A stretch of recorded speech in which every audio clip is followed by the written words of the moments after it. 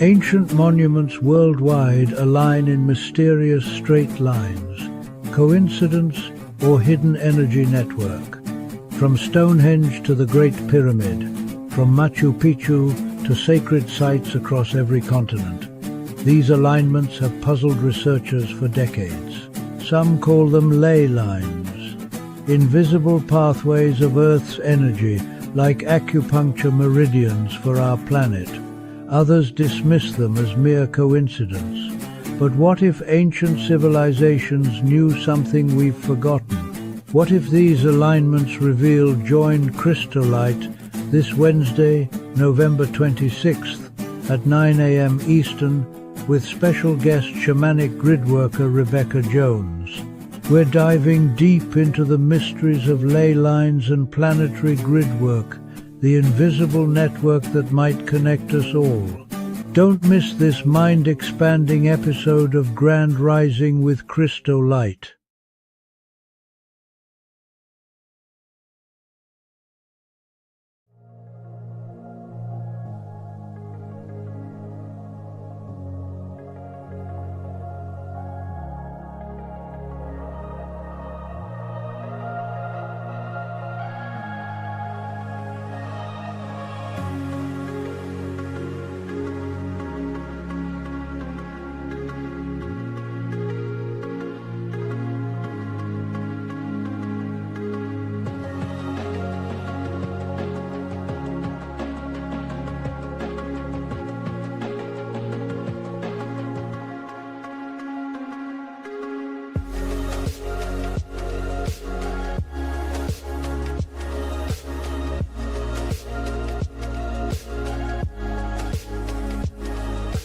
Our founder claims.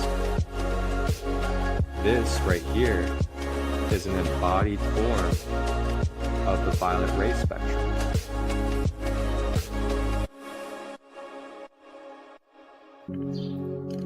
Tap in and tune in Tuesdays, Wednesdays, and Thursdays, 9 a.m. to 10 a.m. Eastern, live on YouTube, Facebook, and Instagram. Grand Rising with ChristoLight. Your sacred space for discovering the Ascended Masters in crystal healing. Ashe.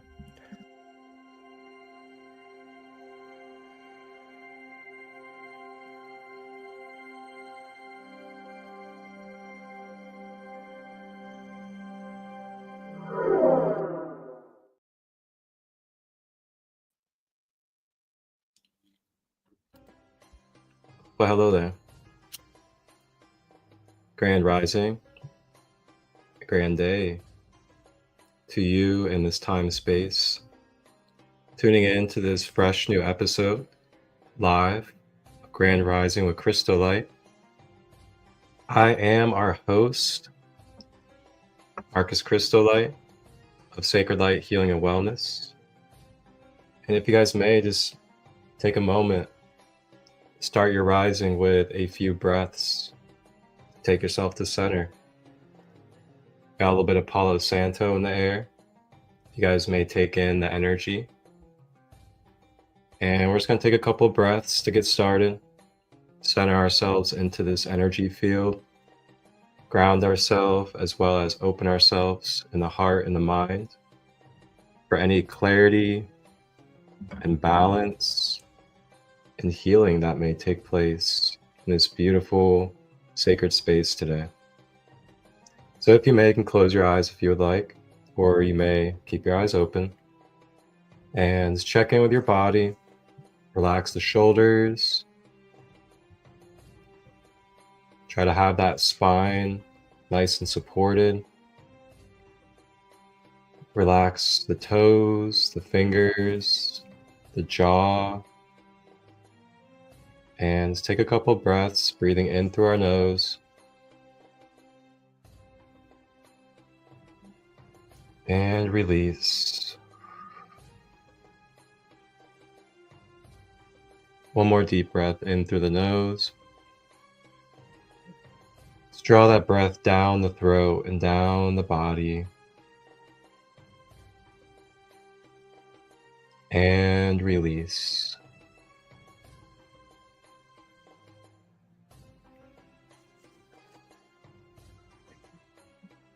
I thank you guys for joining me. Before we begin our episode for today, where we are going to be deep diving into the ley lines of our multi-dimensional universe and the relationship to the ley lines on the Earth grid. Along with that, we will talk about some of the ancient and galactic history surrounding this as well.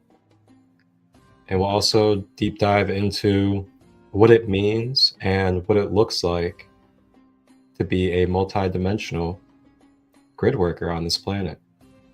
Now, there are many different facets of grid working, many types of archetypes that surround it as well. So we will just be sharing a few experiences as well as types and archetypes that can happen and take place with grid working itself. And today, joining us, we are going to be having our second guest of the series, Grand Rising with ChristoLight. And this guest is a wonderful sister in the community, the Sacred Kingdom. She is local to me here in Ohio, and her name is Rebecca Jones. She has been on quite the trail and quite the journey when it comes to shamanic healing, as well as quantum and light language activations, and so much more. So I look forward to allowing you guys to meet her, to connect with her, and keep in mind, during this live, you guys can ask questions in the comments and connect with us as we flow. So before we dive in, let's take a recap of yesterday's episode where we left off, and then we will kick it forward in the present with Rebecca. Pure connection. You're online with the cosmos. Grand Rising with ChristoLight invites you to explore how each chakra tunes you to universal time. Want the guided practice? Hit subscribe and rise with us next episode. To be one of the chakras, the crown chakra. Chakras function to transmit and receive the spectrum of frequency from the universal time matrix through our body, which acts as a vessel of consciousness. It is important to open the chakras and increase the circulation of energy flow or life force, because the more energy that is flowing, the healthier and more balanced you are.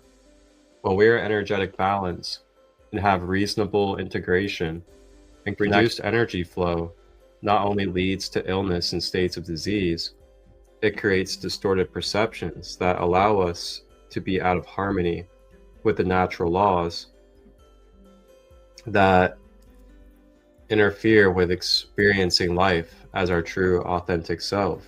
The chakras' major functions are, number one, vitalize the auric bodies, and thus the physical body, the organs, and the glands. So miasma is a psychospiritual inherited distortion created by trauma, abuse, fear-based belief systems, and soul fragmentation, which over time was genetically encoded in human DNA and resulted in various forms of dis-ease or imbalance.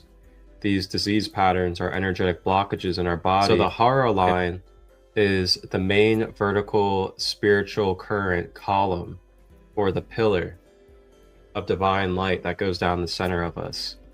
It runs up the center of the body and is related to the formation of the first 8 cells of the spirit body and the tailbone. It is where the solar plexus governs your digestive organs, your liver, pancreas, gallbladder, and small intestine. Before I get ahead of myself, let me explain the ancient history behind these spiritual techniques. In order to master the avatar state, you must open all the chakras. Meditation and chakras are a part of Eastern religions, which were discovered by yogis around the time of 1500 BCE, with ties to Eastern religions and philosophies. From my own experience, I can understand why Aang was crying when he opened this chakra. We carry around lots of baggage, be it dealing with everyday problems, and so yes, crying while meditating is quite common, as it purges negative emotions out of your system that you may not even be aware of. I used to not exactly cry, but when I meditated years ago... Sacred marriage integration. The pale magenta violet ray ignites into the 12th chakra and will ascend up into the unified chakra column emerge with the first chakra. Our special guest of the episode, Rebecca Jones of Blisteringwood. Welcome. Namaste. Namaste. Thank you for having me. Absolutely. And how are you this rising? I am amazing. I'm blessed. I'm sacred and holy, and I am here, so I cannot ask for anything else. Ashe. Glad to hear it. So glad to hear it. So for everybody, that was a replay of yesterday's episode on chakras. You guys can check out that replay just by going to the YouTube channel, Sacred Light Broadcast Network, and you guys can, at your own leisure, pause, take notes, meditate, and connect with that episode as you feel, along with the other episodes of the series. So Rebecca is somebody that I met, I believe, last year. And last year we met, very similar purpose, very similar mission. And it was actually at a Reiki share that she was co-hosting. And this Reiki share was right down the street from where I live here in Cincinnati, Ohio. And this Reiki share was phenomenal. I mean, there was a room full of individuals. There was probably like at least, I would say, 20 to 30 people. Mm-hmm. And a few of us practitioners were going around sharing Reiki on the whole group. And it got to a point where I was getting so deeply in tune with the astral planes that I was hearing thousands of what felt like thousands of voices from our guides channeling through. That's how open the field was. So I got to say, every time that I'm in the space with Rebecca, I feel like our shamanic energies together just blast open the veils. So I'm grateful that you're joining us for this episode. And I got to say, you've had quite the journey lately. Before we even dive into the ley lines and the grid work, how has your travels been? I know you've been out of the country. I know you've been doing some grid work, and I know you've been sharing some codes as well. Yes. Yeah. I have been absolutely blessed. You know, when you decide to walk this spiritual path, people think it's easy. It's not easy. We have to go through a lot of our own flames and fire to be able to get up here and talk to you and tell you the things that we know and the things that we were born with and the things that we came here to remember to teach people. So it's not easy, but once you decide to do that, I mean, there's no other option for me. There's nothing else that rewards me like what I do right now. But yeah, I was so blessed within the last year. Just recently, I went to Mount Shasta. So I was at the Redwoods in California. I was at Mount Shasta. Second time I've been at Mount Shasta. That's just an amazing energy center. Then prior to that, I was in Siesta Key. But then before that, I was in Ecuador for 2 weeks. So I was there all over Ecuador. I was in Pululawa, a volcano right there in the volcano crater. I was in Mindo. I was at Alto Valley, so a few other places there. So I got to really experience the energy there as well. And then prior to that, I was in the UK. So I was at Stonehenge. I was in London. I was all over, and it was just amazing to see how my grid work and how the energy all over where I've been at these centers, how it is and how we can work with it and how we can use it to heal. So it's just been amazing. And even before that, I do have a schoolie. So I traveled from California back and just hit many of the natural forest and whatnot through the United States. So it's been a wild ride. And anybody that's out there that is being forced or being told by your, guides, higher self, jump, this is not what you're meant to be doing. You should be doing something else. Listen to that voice, because we are here for a purpose. And that's how you know. This is me right above Pululawa. So that is at the top of the volcano. And then, so I was actually down in the bottom of the volcano there for a week there, and then traveled all over for the second week. But that was the first day of the journey. Awesome. Let's see what else we got here. Ooh, how about this one?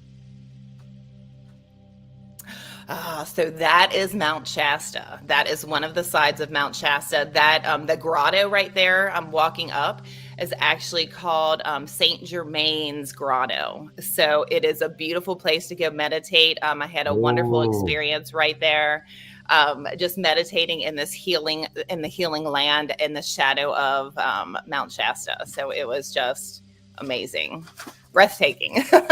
Wow. That's incredible. Here we go. Thank you. Yeah, I'm really grateful that you have these pictures. I sent a ton, so I know as you're weeding through them, yeah, it's hard to explain too.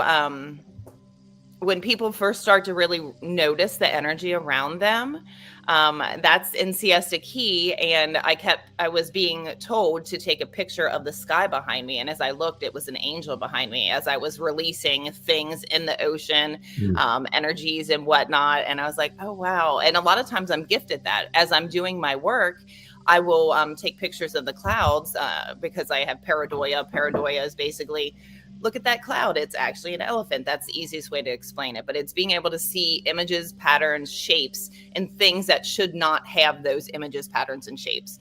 But a lot of times when I do this grid work, I'll be directed to take a picture, and I take a picture of clouds, water, and there will be a full image in there of just like a download from, the sky people, our star friends, our anybody that's left, basically leaves me little messages. So I know that I am doing the proper work and the great work because I have so many images and hearts that I'm just gifted left and right. And again, I'm blessed, and I wouldn't have it any other way.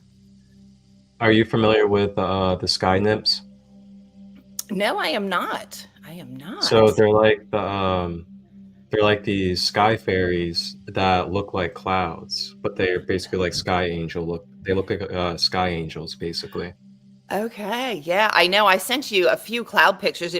In those, almost all of them have like angels in them. Yeah, I was So gonna say, I'm pretty sure the reason why you took these pictures is because they're trying to like show their self. yeah, it must be like for a while, a lot of my content was just clouds, and I would get a download of messages that go with the clouds. So like in my beginning phases, yeah, that's another one where you can see somebody like literally pointing. So it's just, I was like, I can't make this up. They're not touched. It's literally pictures outside of my house or wherever I am. And I'm just like, thank you. I know I'm connected because I see these things, and it's not just a cloud. And the veil has been very, very thin now. Like, and from the downloads I've been getting, especially since 11/11, like the webbing and the dark gridding that would usually like kind of distort our ability to connect to our higher sensory, it's dissolved a lot, if not like almost completely. So it's just like, I know for myself, I'm starting to see my clairvoyance more, and I've already been able to feel everything so deeply, but now it's like to a point where I am just like thoroughly guided in every single moment, and there's like no ifs, ands, or buts about, honestly, the confidence that I have, not just like in myself, but in the spirit that's guiding me. Yes. It's so beautiful. It is. It's amazing to see. And I agree. I've had conversations with other people, and I'm like, if the veil's there, it's barely there. Like, it's just barely there. Yeah. So where's this at? That's at Yellow Springs. So actually, Glen Helen, I'm sitting up on top of one of the little waterfalls. It's not a big one, but sitting there doing some energy work for the land and for myself. And yeah, beautiful place to go. That's Ohio. So that is here. There is also an Adena burial mound there as well. So if anybody didn't know that, there is a burial mound there. So a lot of energy. This is some of my shaman family. Just recently we had Don Eduardo and his wife Donna Luisa, the two middle, and then Jonathan in the back. Those three came, and I know you had a beautiful event with them, and we had an event as well. So it was just amazing. Amazing people. And again, I mean, it's the little things that you finally start paying attention to that really just change everything in your life. Yeah, no doubt. That is for sure. I'm so grateful for that retreat I had with them. Um, wow. I mean, the combination of all of our lineages together was just like so profound. Mm-hmm. I'm beyond grateful. And for everybody out there that's not aware of them, basically, Don Eduardo, who's wearing the more tan brown poncho, he is from Peru, and then his wife as well with him. He has been traveling up into America for years upon years now, helping spread the medicine and the ancient traditions of the non-broken lineages. So with that, he's been traveling through Ohio and the Midwest quite a bit in the most recent years. So myself, I've been able to connect with him for about a little bit over 2 years now. How long has it been for you, Rebecca? This was the first time I actually met him, so it was amazing. I had not met him in person, but I had known of him. And when I did my shaman studies, it was from the Kuro tribe, and that is actually part of kind of their lineage. Yeah. They are connected to the Incas as well. So it is, yeah, it just to have the knowledge from them and know that it's not broken and it has been passed down, and to be blessed by them, it was just. I can't even explain it. Like it was just an amazing day to be able to spend the day with them and just learn from them. So it was great. Yeah, no doubt. Absolutely. All right. So we'll just leave it there for the picks for now. Mm-hmm. So wow, such beautiful energy. And for everybody out there that is present, and we'll go over this at the end as well. What is it that you offer, and where can people contact you and get a hold of you? Yeah. So I offer a plethora of things. I was, again, blessed with many modalities that I had studied. So traditionally, I am a Reiki master. But when you come to me for traditional healing, you will get a little bit of light language. You will get a little bit of Reiki. You will get a little bit of symbols. You will get a little bit of sound healing. So it's really my own personal shamanic healing that I do for you. So that is the main thing that I do. I heal timelines. I activate old dormant DNA that's in your body. I remove any neuro pathways that are connected to negativity. So I do a lot of that work. I am a spiritual life coach. I am a forest therapy guide. I am, again, a shaman for the Kuro, a full mesa carrying Masonic shaman. I am also, let's see, I have a book that's coming out soon. So there's quite a lot of things that I do, but you can find me on blisteringwood.com, BLISTERING wood.com, all one word. You can find me there. You can find me on TikTok under Rebecca Jones Pyrography or just Blistering Wood. Find me on Facebook under Rebecca Jones or Blistering Wood again. If you just type in Blistering Wood, you'll find me. So you can find me in all of those things. But yeah, I offer quite a lot of different things besides what I said. But again, that's not what we're here for. So anybody that wants to reach out, just check out Blistering Wood. You can see all the other things that I do. Yes. And you guys can actually look at the ticker down below, and the ticker has her website spelled out for you right there. And it is also down below in the description. So check it out anytime, browse, book services, ask questions, explore, and enjoy. Thank you. Grand Rising, my queen. Welcome, Rhonda. Welcome. All right. So we're now going to dive into our study from the Ascension Glossary about ley lines and planetary grid work. So this is going to be fun. So I'm going to read as I usually do, and we'll take our time and stop if there is any specific downloads that we get, or if there's any relative stories that we want to connect as well. We will do so as we flow. And of course, if anybody else out there has anything to add in the comments, please add your comments, ask questions, or maybe if you feel the courage, you can hop on the live with us and talk with us as well.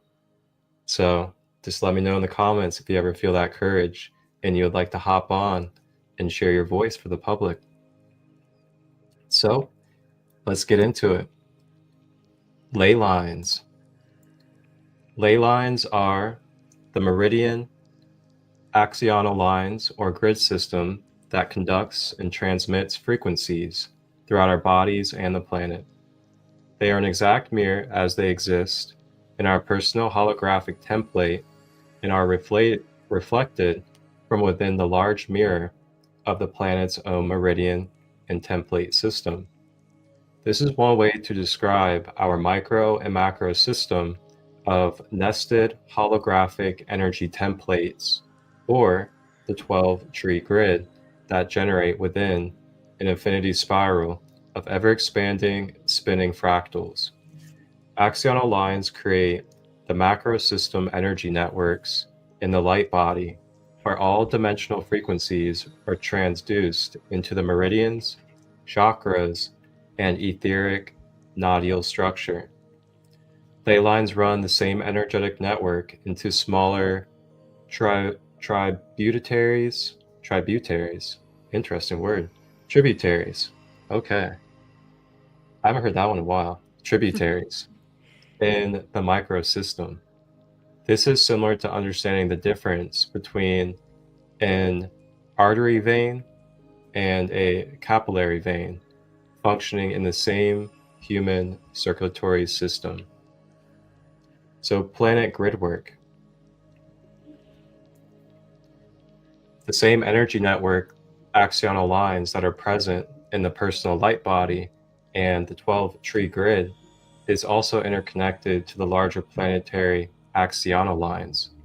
The larger planetary body has an energy network which is an exact replica of our personal energy network, and this expands the unified field of energetic layers that comprise the planetary, galactic, and universal consciousness energy systems. This combined network is the unified field of energy and consciousness that together make up the entire time and space field of multiple dimensions, as well as the individual form and consciousness that reside in the entire cosmic structure. When focusing on the request for axonal alignment, one is bringing consciousness awareness to all layers of these multiple dimensions of intersecting energy lines.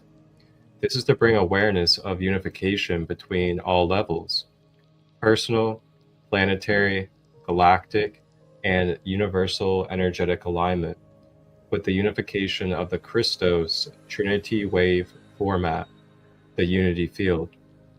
During the end of the ascension cycle, our planet and humanity is evolving beyond a bi-wave, which is polarity structure, into a tri-wave, unity field, grid format, which connects to the unity logos. See bi-wave influences and triad communication stations. So I'm actually going to do something for us real quick, and we're going to take a look at axonal alignment and what axonal alignment means. So axonal lines create the energy network in the light body where all dimensional frequencies are transduced into the meridians, the chakras, and the etheric nodal structures. These 12 vertical lines move throughout the entire light body, running energy to the chakras. These 12 vertical lines create intersection points with the horizontal fields that project out the chakra cones, and where the DNA manifests. Each axonal line has a corresponding dimension, chakra, chakra crystal, and frequency color. So the left hand is your feminine or female. It is your receiving hand. It is magnetic, counterclockwise rotation, or 7-10-1-5 from left to right. The right hand is your male side or your masculine, It is your transmitter or your giving of energy. It is electric. It is clockwise rotation 36928 from right left. The central Hara line, which is the silver cord of light that goes through the center of your being, is 1112 straight up and down. An axional alignment is a request for our energetic light network be calibrated and phase aligned to support maximum health, harmony, and balance throughout our biofield systems. The axional alignment process is one of the requested steps to connect to the inner core required in the energetic HGS calibration process to access the HGS system. The HGS calibration protocol. Step 1. Axional alignment and correction of reversal polarities in aura. Place the right and left hand on top of hands in graphic aid.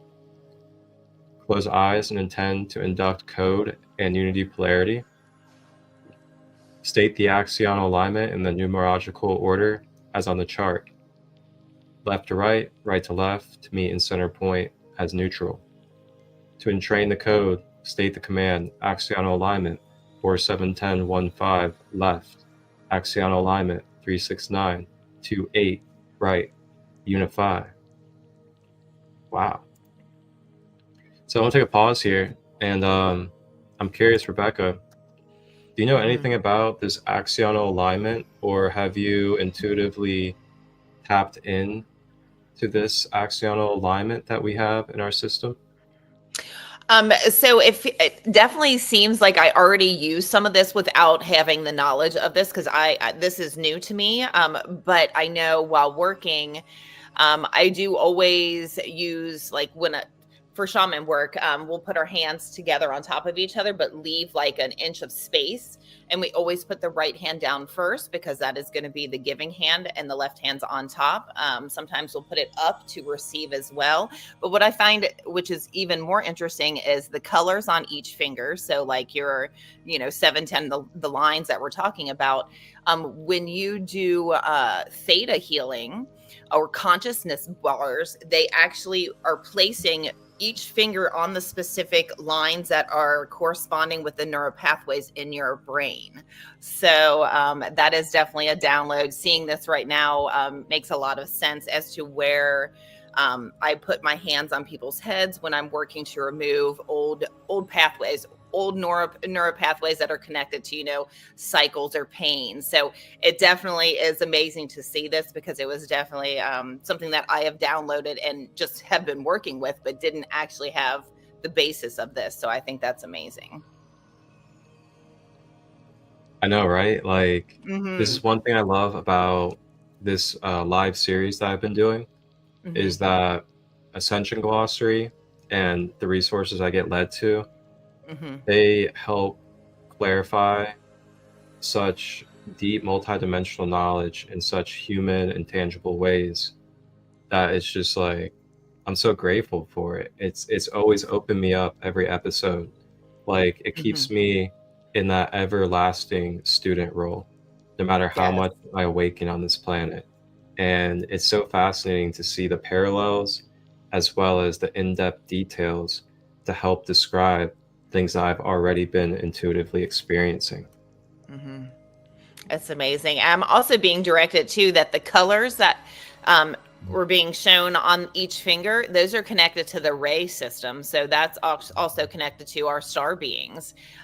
So it is connected to like the blue ray, the red ray, the pink ray, the yellow ray. So it's connected to all of the rays that come down as well, which wasn't my first thought, but that's what is intuitively coming down. So I think that's really, really great to see that.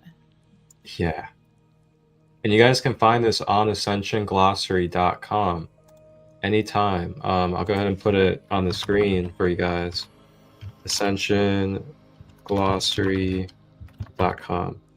And ascensionglossary.com was created by a world-renowned medium, channeler, and starseed pioneer.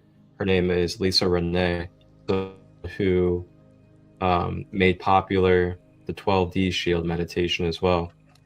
So you guys can check her out anytime. It's ascensionglossary.com right there on the screen for you guys.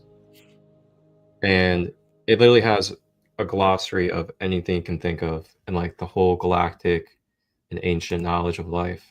It's really cool. So let's continue. And I'm going to talk about... Okay, I think this is pretty good to talk about right here. And that is when polarity balance will not hold. So this is when you're out of balance with your balance. You can center the hand on your midline vertical channel. You can tap the base of the skull from behind. You can make sure neither facilitator or client is upset, frustrated, or excessively tired. Either correct neutral association to conditions or stop session. Hydrate with water. Stretch, yawn, or any movement to reposition. And then the 12D shield helps to create neutral balance. So then I'm going to also read planetary axional lines. So the same energy network axional lines that are present in the light body is also interconnected to the larger planetary axional lines. The larger planetary body has an energy network, which is an exact replica of our personal energy network. And this expands throughout the unified field of energetic layers that comprise... I feel like I actually read this already. I did read this in the beginning. So we'll go back to our main page. And our next part is grid lines and metaphysics. Oh, this sounds like fun. So our thought consciousness creates a holographic grid program that repeats in cycles and can be best understood if you study sacred geometry. The grids consist of a matrix of sound, light, and color through which we virtually experience time and emotion. In physical reality, the grids are electromagnetic, creating polarity or duality of experience, looking to restore balance. When one is in the process of awakening and moving through the healing process of healing self by healing others, one creates balance, increases their psychic abilities. Make that a little bit bigger for everybody. You increase your psychic abilities and you obtain a final understanding of the nature of reality and where it is all going. Reality is about the evolution of consciousness and the alchemy of time. Grid energy is the very essence and fabric of the universe. In the following illustration, created by Deja Allison, a Sui Reiki master, hypnotherapist, PhD in motivational studies, GBCT instructor, the grid has no beginning and no end. Looking at the grid vertically, you will see it makes a four-sided diamond shape, following creational sacred geometry, showing the interlaced woven matrix of universal essence. When energy flows unobstructed, the flux remains relatively even. Though there is always intonation of all times, you can see examples of how the shape forms other geometry for manifestation. Human DNA is configured by the geometry. In order for the flux to have different levels of innotation, there must be a catalyst of some kind. Thoughts and action are two different kinds of catalyst. Therefore, there must be movement to affect change. Different laws affect the consciousness of the grids, such as balance, neutrality, as well as immutable universal laws. Codes of energy that once put into motion cannot be stopped and must play out until the end of the program. How those laws affect us is determined by our own energy patterns. Our thoughts and actions determine the law of attraction by the types of experiences to which we have experienced in this lifetime or another. Immutable laws cannot be stopped. They can be altered by events, but not stopped. So, history of the world grid theory. So we're going to go back into some of the ancient history throughout these ancient civilizations of when they've tapped into the grid and philosophically talked about and brought this up throughout history. So the idea of the Earth as a geometric shape goes back in history, at least to Pythagorean school of thinking in ancient Greece. Its famous adherent Plato wrote that the Earth viewed from above resembles a ball sewn from 12 pieces of skin. Grid description: the octahedron, tetrahedron, isosahedrons, and the dodecahedron, the Platonic solids, complete the global grid. This information was put together by husband and wife team Becker and Huygens. However, this is an ancient source of information known by many mystery schools through the ages. William Becker is a professor of industrial design at the University of Illinois, Chicago, and Beth Huygens is a professor of anthropology at Govern State University. This husband and wife team shows how these shapes work in the ultimate Earth grid, which they call the Unified Vector Geometry 120 polyhedron, or the UVG 120 Earth star. Becker and Huygens ascribed this discovery to the work of Ivan P. Sanderson, who was the first to make a case for the structure of the isosahedrons at work in Earth. Sanderson located what he refers to as the vile vortices. These vortices are areas of the Earth where mysterious disappearances, mechanical failures, and time-space distortions were seen to occur. Many explorers disappeared if they crossed over the vortices at the wrong time of year, with the wrong lunar and planetary alignments activating those particular areas. Sounds like the Bermuda Triangle a little bit for everybody out there. During the times of Atlantis, and possibly even earlier, the entire Earth's coordinates were mapped out by the construction of the different pyramids, temples, and earthworks on the Earth's surface. These were known as the maps of the ancient sea kings. It was these maps that led Sanderson to work on the Earth grids. After the last pole shift, 12,500 years ago, the main body of Atlantis sank. With only a few survivors, it is believed that only a few of the maps have survived as well. All right, so we'll read planetary grid networks, and then we'll conversate a little bit about some grid points of the Earth and some of the work that myself and Rebecca have done in specific locations. And then we will give you guys a beautiful few-minute video to watch of another perspective as well. So in ES community, there are 6 main planetary grid networks that are consciousness source fields that feed into the ley line networks and their main tributaries. These are discussed and are often referenced or interacted with in study discussions, meditations, and treatments designed for architectural repair of these planetary consciousness networks.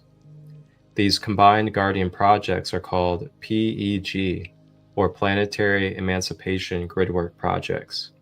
All ES community trips and projects are directly sponsored and stewarded by the Crystal Star and the Threefold Founder Flame, or from guardian hosts of families that serve the Law of One, known as the Planetary Ascension Plan B mission upgrades for the God Sovereign Free. So some of the 6 major gateway grid points. Number 1, we have the Great White Lion. It's the guardian of the vertical, and it's in Egypt, representing water. Number 2, we have the Golden Eagle Grid, the guardian of the horizontal, and that is in Iraq and Iran, representing the air. Number 3, we have the Sacred Blue Cow Grid, guardian of the Blue Ray family, in India, that is the earth. Then we have the 4 Pillars of Man Grid, the 12 guardians of the tribal shield in Easter Island, representing fire. Then we have the Mother Arc hubs, the Mother's 13th Gateway, the Transharmonic Gate in Uluru, and that is the ether. And then lastly, at number 6, we have the Aurora Portal Network. This is the override network, the inner hub, or parallel gates. It is the crystal star. And of course, there are more grid points and vortexes for different purposes, but these are the main 6 that make up the main points of the whole grid network. So with that, Rebecca, I know we briefly touched on a little bit of your most recent travels, but how would you like to share a little bit about some of the most standout and the most prominent grid points that you have traveled to and done grid work with? Yep.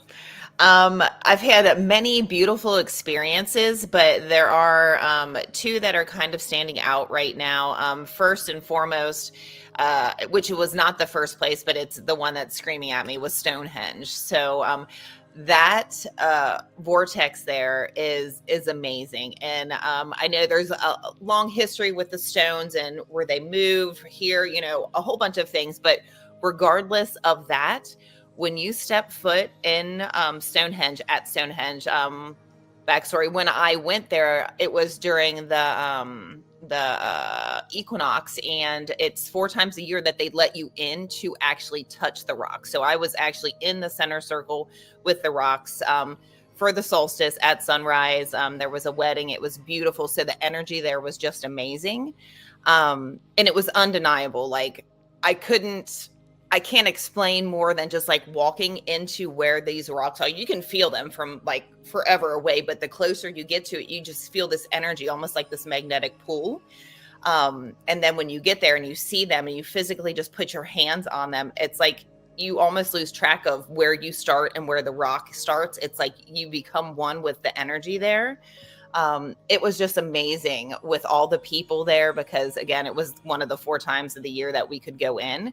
But I was directed to bring crystals. I brought my Tibetan symbols and things like that. And really, as soon as I got there, you know, as the channeling information comes in, Rebecca disappears, you know, whatever wants to channel through comes in. And I saw a whole pattern of how I was to walk in and out of each stone, touch each stone, when to do my bells, when to like lay certain crystals down. So I activated a lot of my crystals on the rocks right there, spoke a ton of light language. And whenever I go to a new place that I know I'm cleaning and I'm clearing some of the ley lines and then activating new ones, new light language will come in, new DNA codes will come in. So it's like a whole bunch of gifts come in as I'm doing this work to clear the energy. And it was amazing. I still use those rocks. Those are now my personal crystals that I use for healings. So any of the certain crystals that I take, they just become part of me too. But in the end, I kind of mentioned this earlier to you. In the end, we are the magic, not the crystals.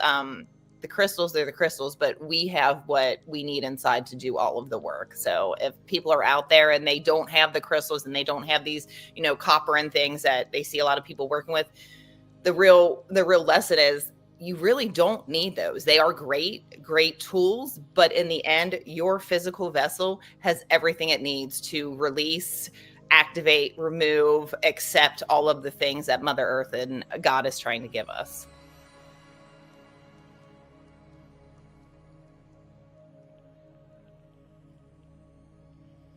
It's great just to be around a ton of people there. It was, yeah. I mean, everybody, you didn't see anybody walking around without a smile. So it was great. I met a lot of like-minded people playing music there, and the energy from them and the music. So that frequency of the tunes and the flutes and the drums, and we had some shaman there. There were druids there, and just all of that energy together, and us being in that same spot and being able to connect into it was just amazing. And then for me, like I can see as I'm doing this work that I'm connected right there, like almost ground in or am ground into it. but then I see how it's connected to all the places I've been. Mount Shasta, it's connected to, the Pululawa, it's connected all over the world. So I can actually visualize that. I see it in my head. So it's just amazing to be able to be like, I'm connected to this place. So that's actually in the center circle right there. I was doing some symbols down on the ground while everybody was kind of dancing with me. That's Stonehenge, and me in the middle of there. That's in London too. So that's one of the videos. But doing my grid work, I will just walk around and people come up to me, and I'm always kind of like told to put my hands on them or talk to them if I'm allowed to, and if they're open to the energy. And I just meet so many amazing people like that and connect and show them like, hey, you know what, you're connected to this grid, you're connected to me, you're connected to the air, the water, all of it. So it's just been really great to show people that, and for other people to feel it, like, because you can feel the energy once you know what you're feeling, that magnetic pull, or all of a sudden you might feel sadness or you might feel happiness. Those can all be pockets that you've literally just walked through in the energy grid. It might not even be yours. So a lot of times, like for me, if I'm doing my travels and I feel something in my body and I'm like, oh, that's new. Ask yourself, is this mine? Is this somebody else's? Or is this energy that's been left here because of a happening that might need to be cleared? And that's the best way to figure out, is it mine? Is it yours? Do I need to clear it, type of thing? You ask yourself, ask your body, ask the energy. And I always get a direct answer like, yes, that's yours. No, that's not yours. This is something we need to clean. Then I go into a whole download of what needs to be done. There are specific processes that I use every time. Ceremony, if you would like to call it that. There's a ceremony that I do that is the same at every location, but also at every location after the initial same thing that I do, there is always something specific for that location that I only do there. There might be specific words that I only say there. So it's just really neat to see how, I think, oh, this is what I'm going to do. I have my things, and then I get there and I do that. But then there's a whole nother segment that I have to do to help clear and then, activate new ley lines. And then basically just close it so nothing else can get in, get out. So it's a beautiful process. And I'm just blessed to be able to talk about it today. So thank you. Yeah, absolutely. I'm super grateful as well. Equally grateful to be able to co-share a space. That's for sure. Thanks. So I'm gonna go ahead and play a little short video for us, and then we'll dive into some more content as well. And when we get back, we're gonna look into some planetary gates. So there's grid points, and then there's planetary stargates. And what we're gonna dive into is where the locations are of these planetary stargates, for anybody out there that would like this information to do conscious grid work or to spread it to others as well. So it's going to be a very beautiful episode, as it's already been. And we're just going to keep on diving deeper and exploring the good, fun, juicy stuff of what it means to be a multidimensional living being on this planet. So this first one's going to be about ley lines. Well, actually, you know what? I'm going to kick us off with a video about some of the locations for the 7 earth chakras, as well as the dragon lines. Welcome to this new series on earth chakras, spinners and centers.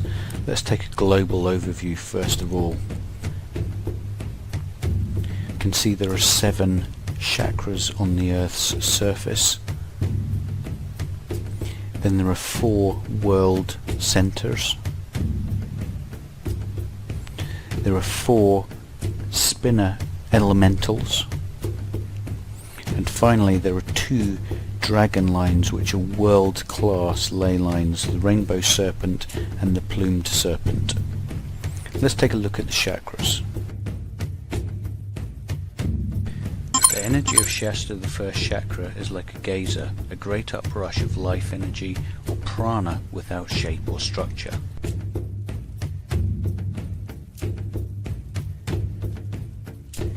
Lake Titicaca is one of the 2 greatest ley line crossroads on Earth. The rainbow serpent intersects the plumed serpent at the island of the sun.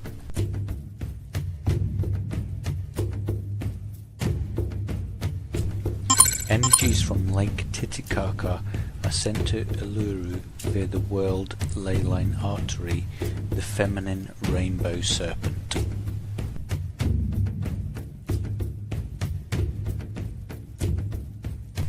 As the rainbow serpent ley crosses England, it sweeps through many famous sacred sites, all of which contribute to the world heart chakra. Avebury Stone Circle and the Tor at Glastonbury are perhaps the two most famous of these heart acupuncture points.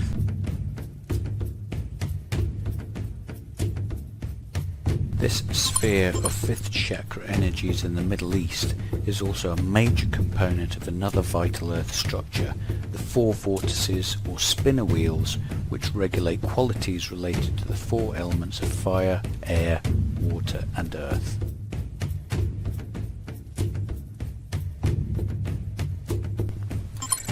This earth chakra, like the others, has a geometrical center and an ideal expanded circumference. The difference is that this third eye moves 1/12 of the way around the world to the west at the dawn of each new eon. The great eons are determined by a slow revolution of the Earth's axis.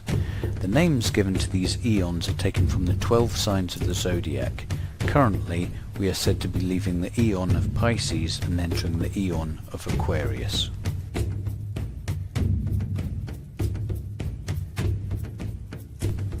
Kailash is the most sacred mountain in the Himalayas and is the center of the world crown chakra. Located in Tibet, it is the focus for the annual Scorpio full moon event in April or May. For the Earth and for all immortals, this moon marks the new year in terms of global evolution.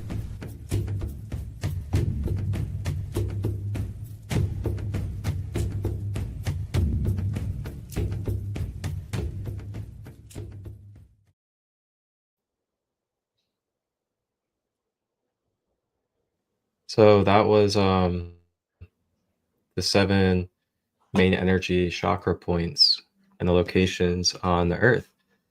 And I'm sure some of you guys have heard of those locations quite a bit throughout history or just throughout spirituality and community, especially Mount Shasta in Egypt and those locations. I know they very much stick out to a lot of our souls, that's for sure.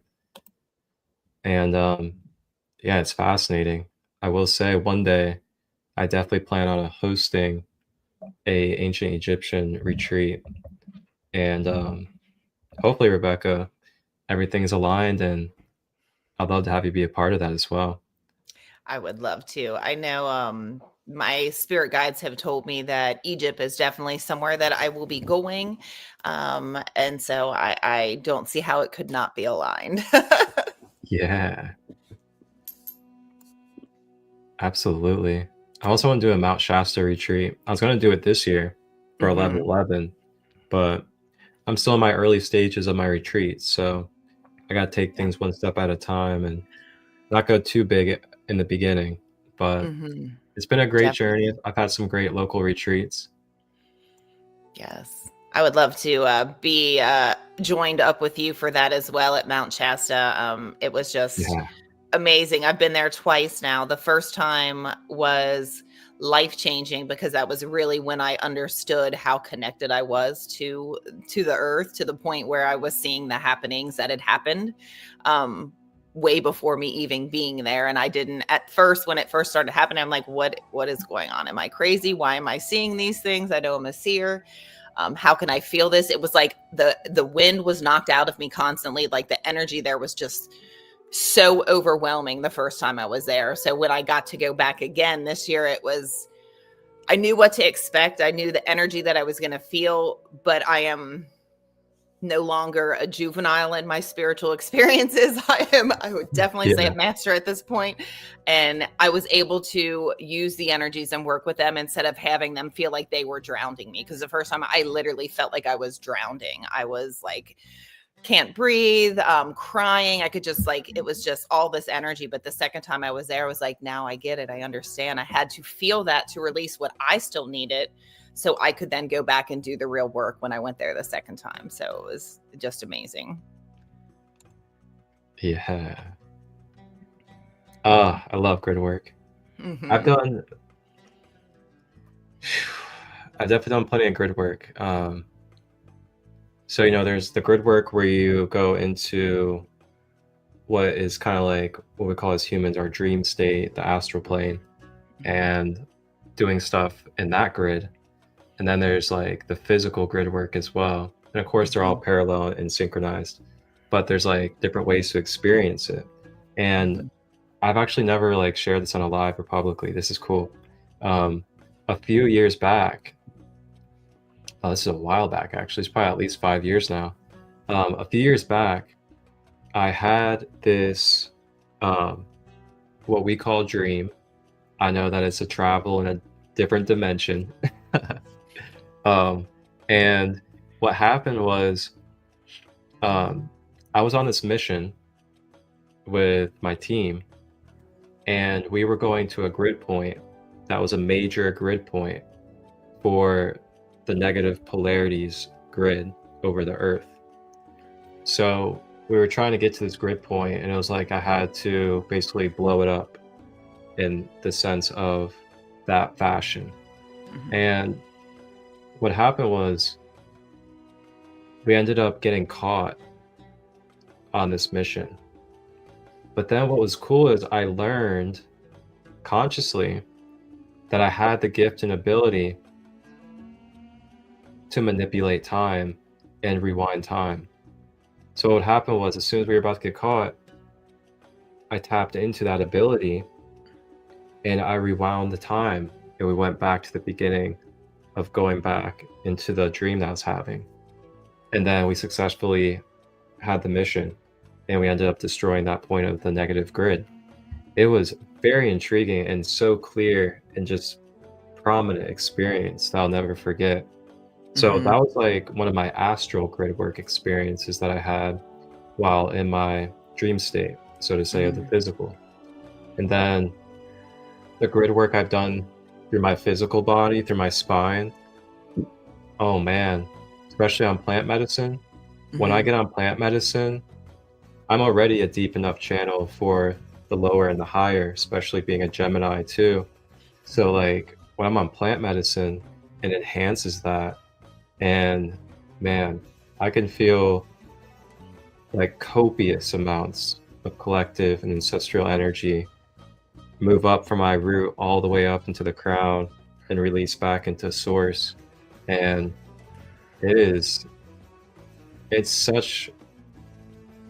kind of hard to describe this stuff a little bit, but it's a very amazing thing, the reward that you get, so to say, by doing these clearings and doing these activations. It does take a little bit of discipline. It takes some inner standing and some growing and evolving with the ego. But wow, the upgrades, the activations, the collective clearing that you're able to do for other souls, it's so priceless, that's for sure. It is. It's amazing. I know part of my work, two different things.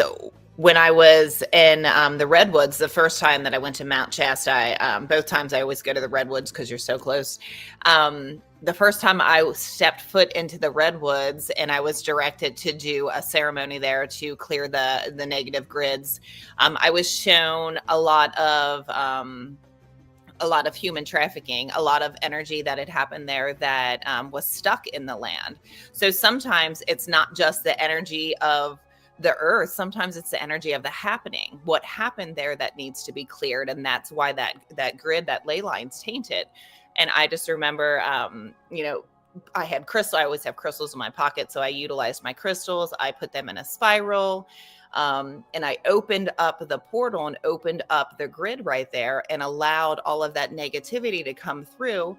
Speaking light language, Anakulai Mukinta will unwind what needs to be unwound and then go into like an Om Shanti Shanti or a green Terra, any type of chant to then close it back up, and you walk clockwise then to close it up.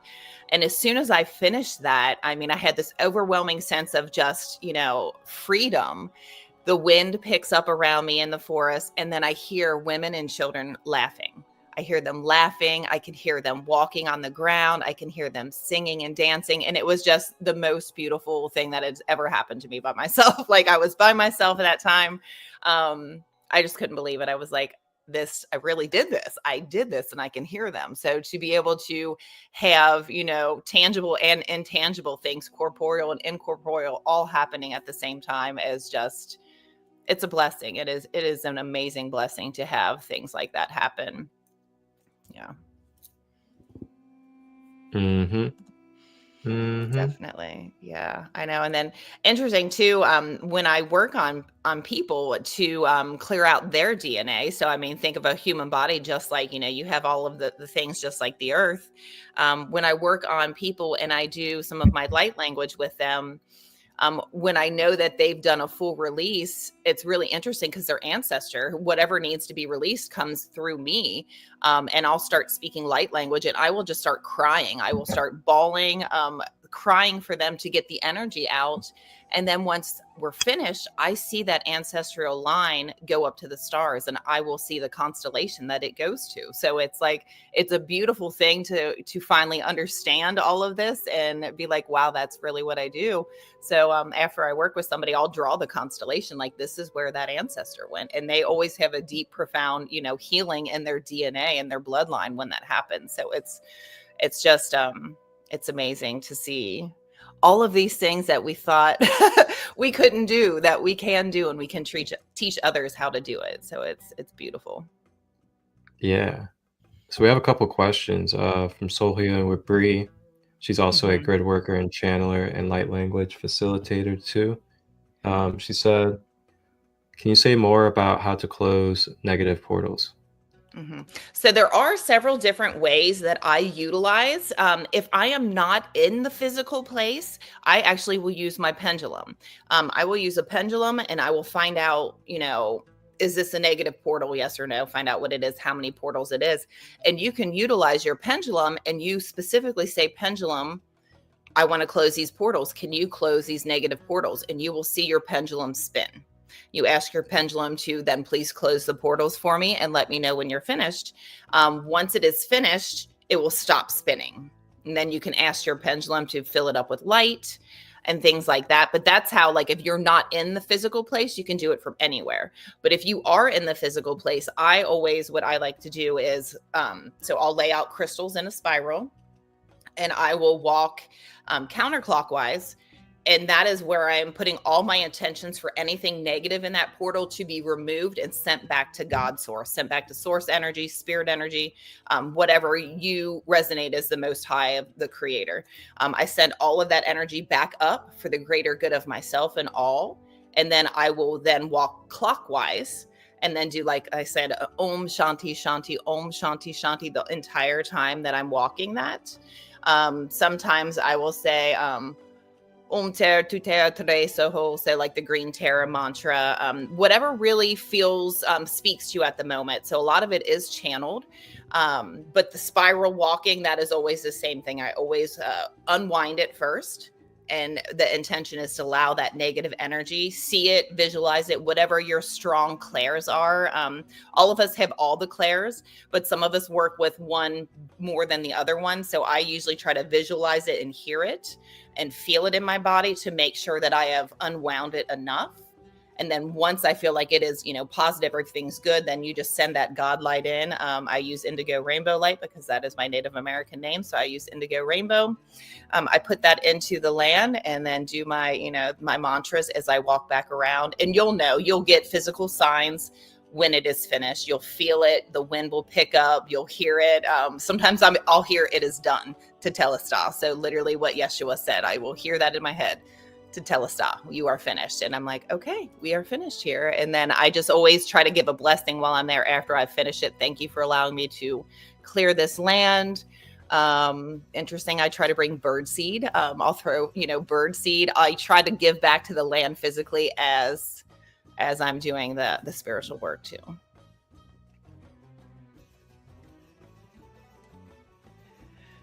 The spirals, yep. Spirals are super important. And then even just the laying of hands on the ground.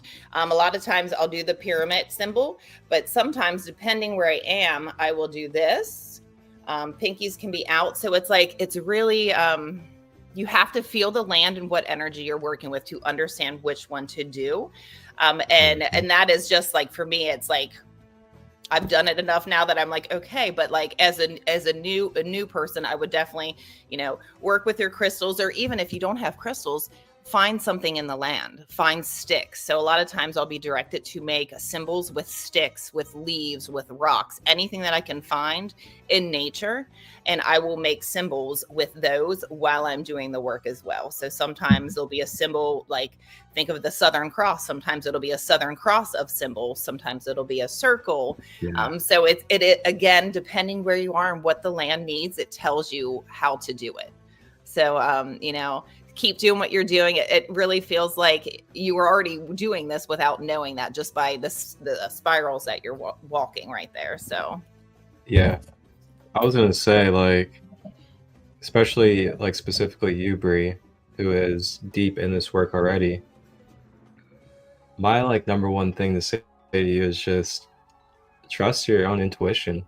Trust that intuition that you already trust and you use every single day for the things that you do. And another thing too is allowing ourselves to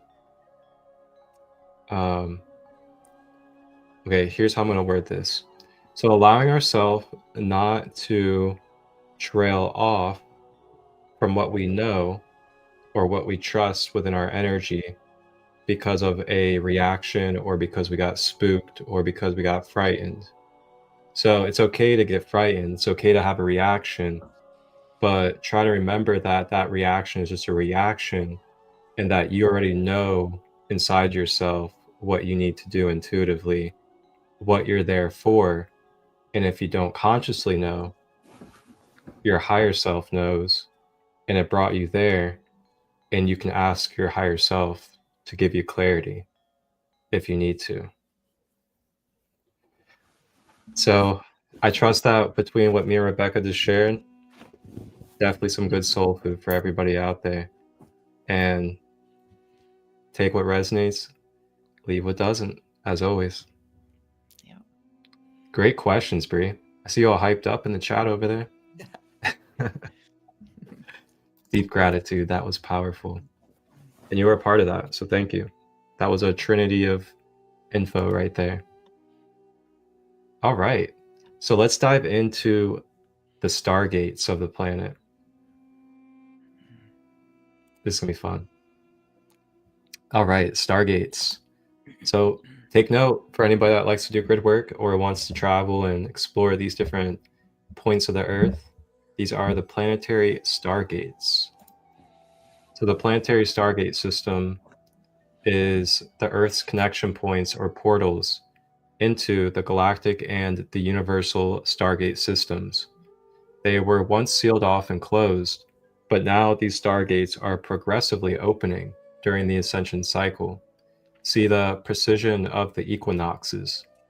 The organic planetary stargate system, or the universal tree of life Templar, opening has been damaged by the negative agenda and the alien machinery abuse from the negative aliens' collaboration to control the Earth. This necessitated crystal star guardian intervention, and this intervention is referred to as Ascension Plan B with mission upgrades. And that's us. That's literally us, guys. We are that Plan B for the planet. So science knows these energy vortices as wormholes. However, in this context, stargates function differently than wormholes. Wormholes are generally created with the abuse of technology and thus led to black hole systems that are finite life systems. Before we even dive into the grid points or the star points, Ascension Plan B. The original evolutionary SEMA or 5D Ascension Plan for the planet Earth has been aborted and replaced with evolution mission upgrades administered by the Aurora Guardians in the Crystal Star that we refer to as Ascension Plan B. My personal mission shifted to facilitate for the Aurora Guardians, whom were supporting the impending shift of planetary hosting to Crystal Star at the end of the 2012 timelines. This is also referred to as the Ascension Cycle, precision of the equinoxes, or the end of an age of humanity. The original 5D Ascension plan was aborted by the Crystal Star Guardians, and councils disbanded and reassembled to work on the new mission upgrades called Ascension Plan B.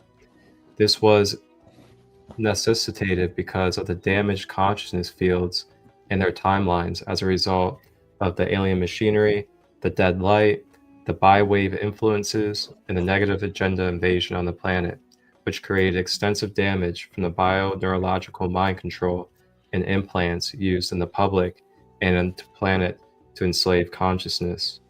From the combined result of multiple levels of damage to the architecture and the low levels of participating consciousness in the original ascension process, the result is soul fragmentation and disconnection of the human race from their spiritual source, thus making it very dangerous to open the inner stargates of the earth during the ascension cycle that have become under the control of the many of the negative agenda. For these and many other reasons, in order to protect the human genetics on earth, the original ascension plan was aborted and alternated, and the management structures are in the process of being manifested. The Aurora Guardians and Crystal Star are working together with representatives on Earth to build new Trinity Wave architecture to handle the plethora of consciousness issues required transiting and repair the energetic damage made on the Earth from alien machinery, false ascension matrix issues of recycling, and static NETs.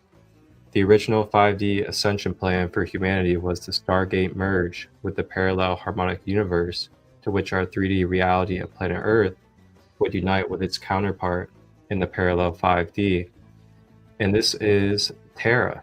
So Terra is the fifth dimensional Earth.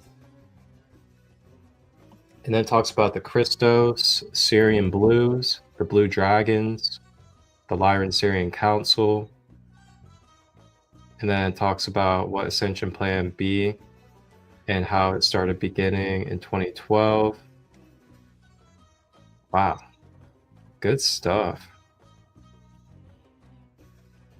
Oh, this is pretty cool. So this is like in-depth details of kind of like the details of what Ascension Plan B was. So accelerate the planetary intelligence realignments each dimension systematically since 05 to align inner hub and hosting out networks. The Aurora Guardian families from the Andromeda core of the next universe are hosting our planet through the GSF Aurora Time Continuum. The Inner Templar and Organic Stargates closed. No 5D Ascension, Accelerated Ascension Plan B to Ascension through the Inner Hub Gate, the ARC system networks. The Mother ARC is the 13th gateway. Accelerated planetary intelligence realignments. Guardian assignment to facilitate the Trinity Wave architecture from the 12D base pulse overrides to planetary 10-dimensional reversal currents. Build as many transit stations through transharmonic pillar gateways anchored into the more stable fields of the planetary body. Prepare for possible evacuation and portal jumping. Repair and erase trigger event timelines in the cellular memory that create that create fallen event horizons in Armageddon structure due to the reptilian negative agenda. So what that means basically is like false flag events. Armageddon software is putting you in fear-based timelines and things of that nature. So an example is 9/11, the reptilian invasion of Atlantis, and some others as well. And then collapsing false ascension timelines. So that's another thing too. We have organic timelines, and then there's artificial timelines. And a lot of us here are collapsing the artificial timelines so that our true history and our true connection with our, not only our ancestors on the earth, but also our ancestors in the future, our galactic ancestors, that lineage can also be clear within our memory as well.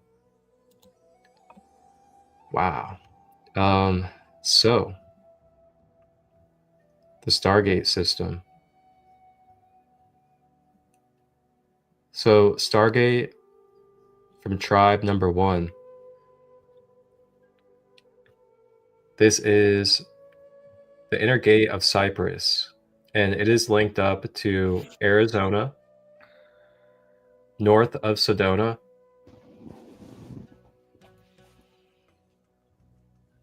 it is suggested to dedicate meditation for a 7-day weekly period before moving to the next project. So this is week 1. They're saying you can do this for 12 weeks, 1 grid Stargate for 1 week. So northern Arizona, north of Sedona, is Stargate 1.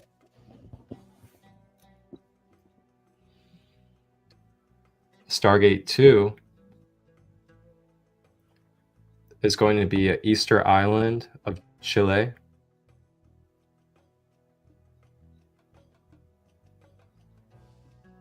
And this links up to Jerusalem at the Temple Mount, as well as northeast Gulf of Mexico. It also has an influence on Mississippi to Mobile, Alabama to Fort Myer, Florida.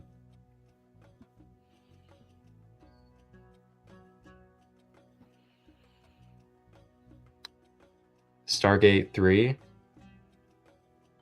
is Johannesburg, South Africa, and it links up into Nepal, as well as, oh boy, the Bermuda Triangle. Oh, that's where people be disappearing to, according to the conspiracy theorist. Wink, wink.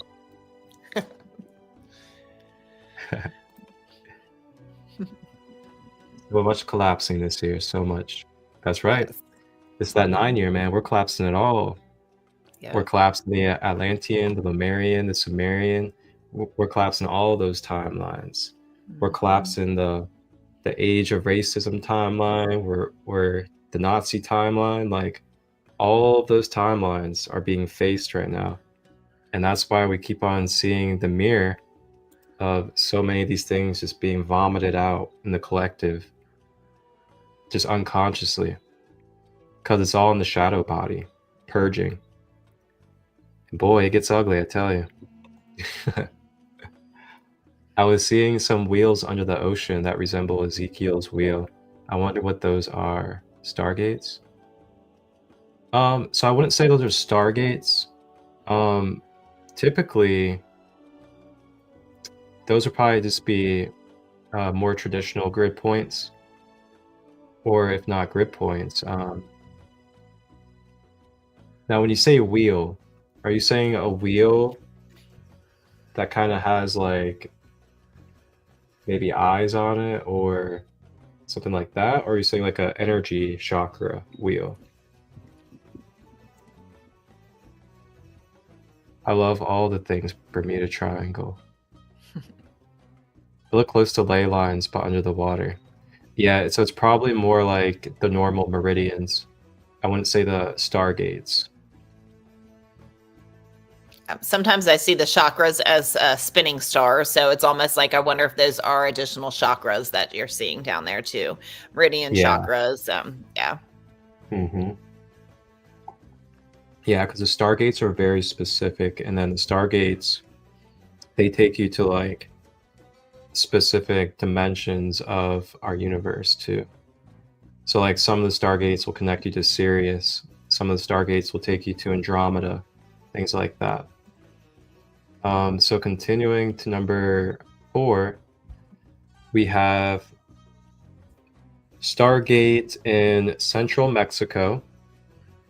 It says Jesus Maria Municipality Agua Calientes through Mexico City. So Mexico City in central Mexico is Stargate 4, and it links up into the Giza pyramids in Egypt.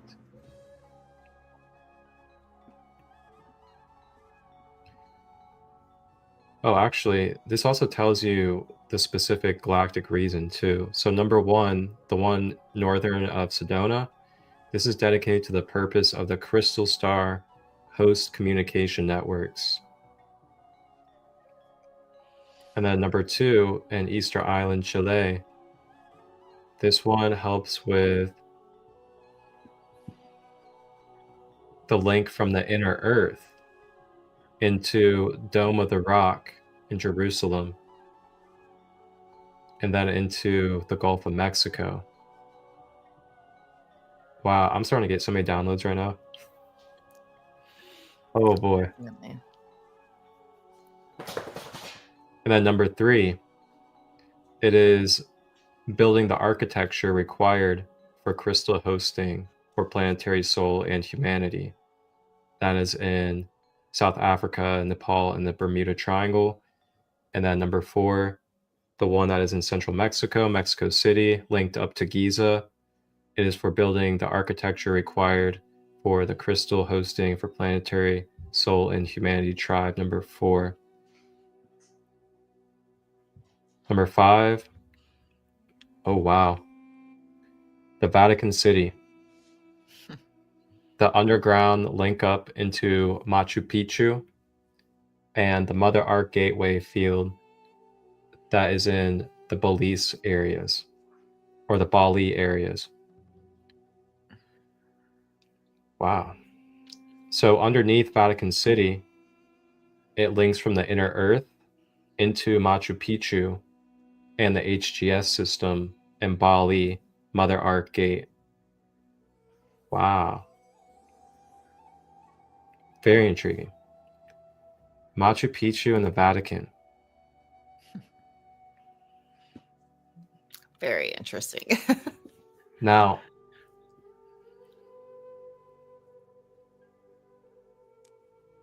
we're not going to go into what the Vatican is doing. We're not going to go there.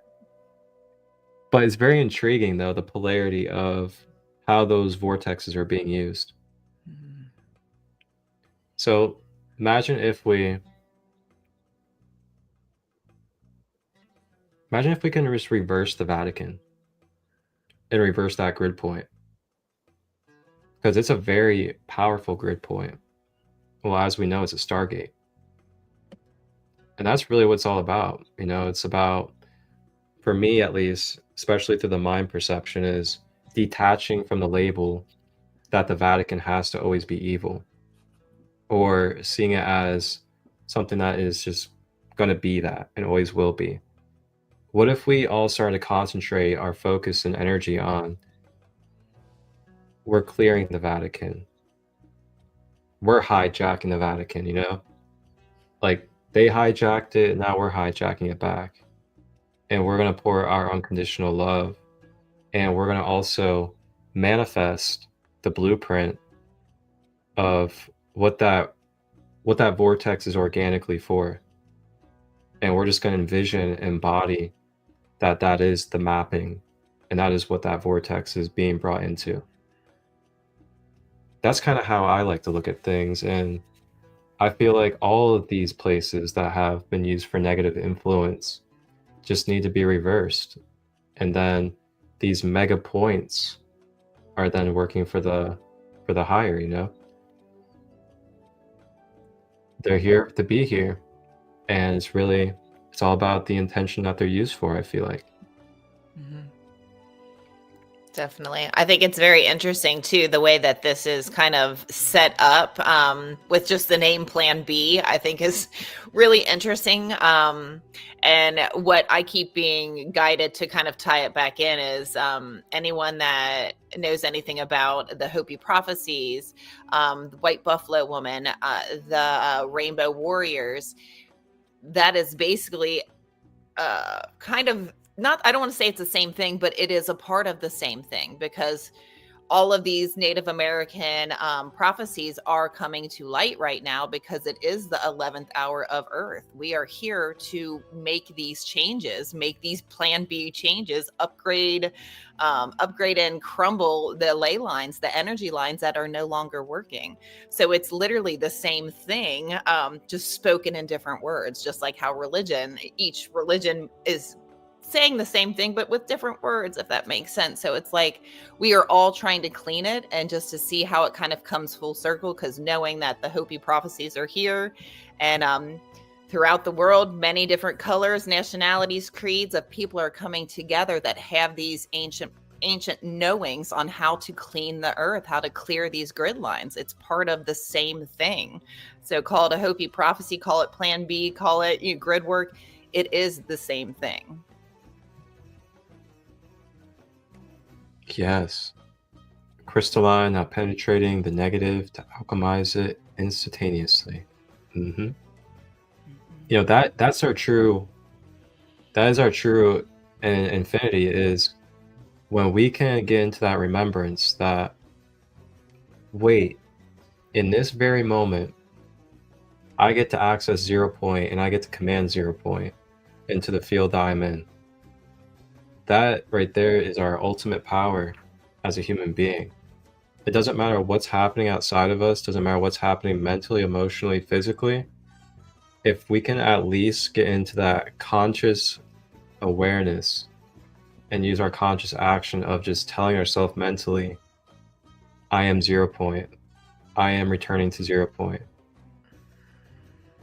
you can then start dissolving away everything.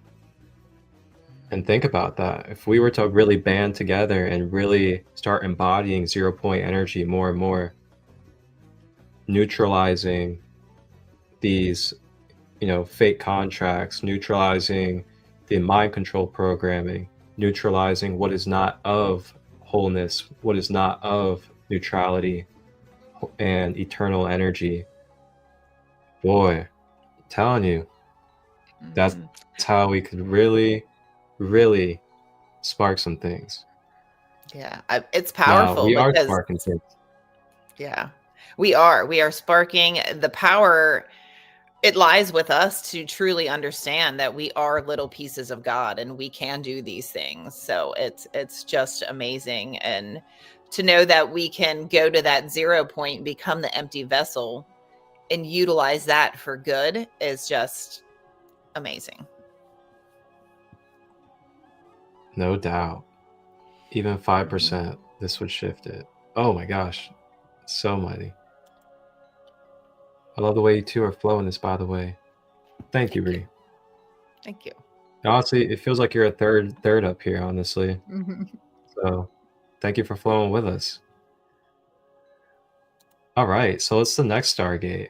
Okay, we have number 6.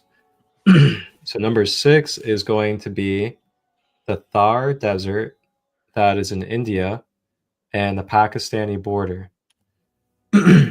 And this is underground, and it links up to the Caucasus Mountains at the Georgia and Russia border between the Black Sea and the Caspian Sea.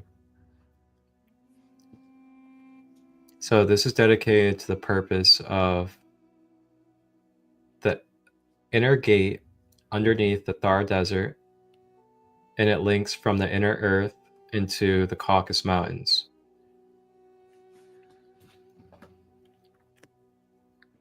Number 7 is going to be in the Ionian Islands, the Albanian and Greek coastline, the Ionian Sea.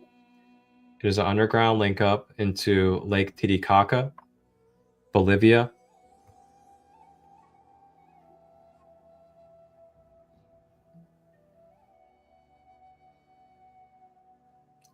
So it helps with the communication network in the inner gate of the Gaios, the Paxui of the Ionine Island chain, and the Paxi area to link to inner Earth into Lake Titicaca of Bolivia.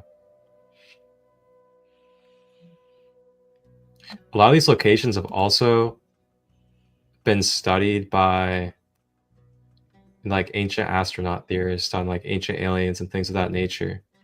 So it's no coincidence that, as humans, we subconsciously are drawn to these areas and we start diving into the mysteries of them because these are the reasons.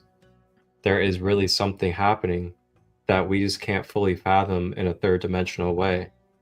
But once we open up into the multidimensional, then it's able to make more sense because we can now comprehend beyond the physical senses.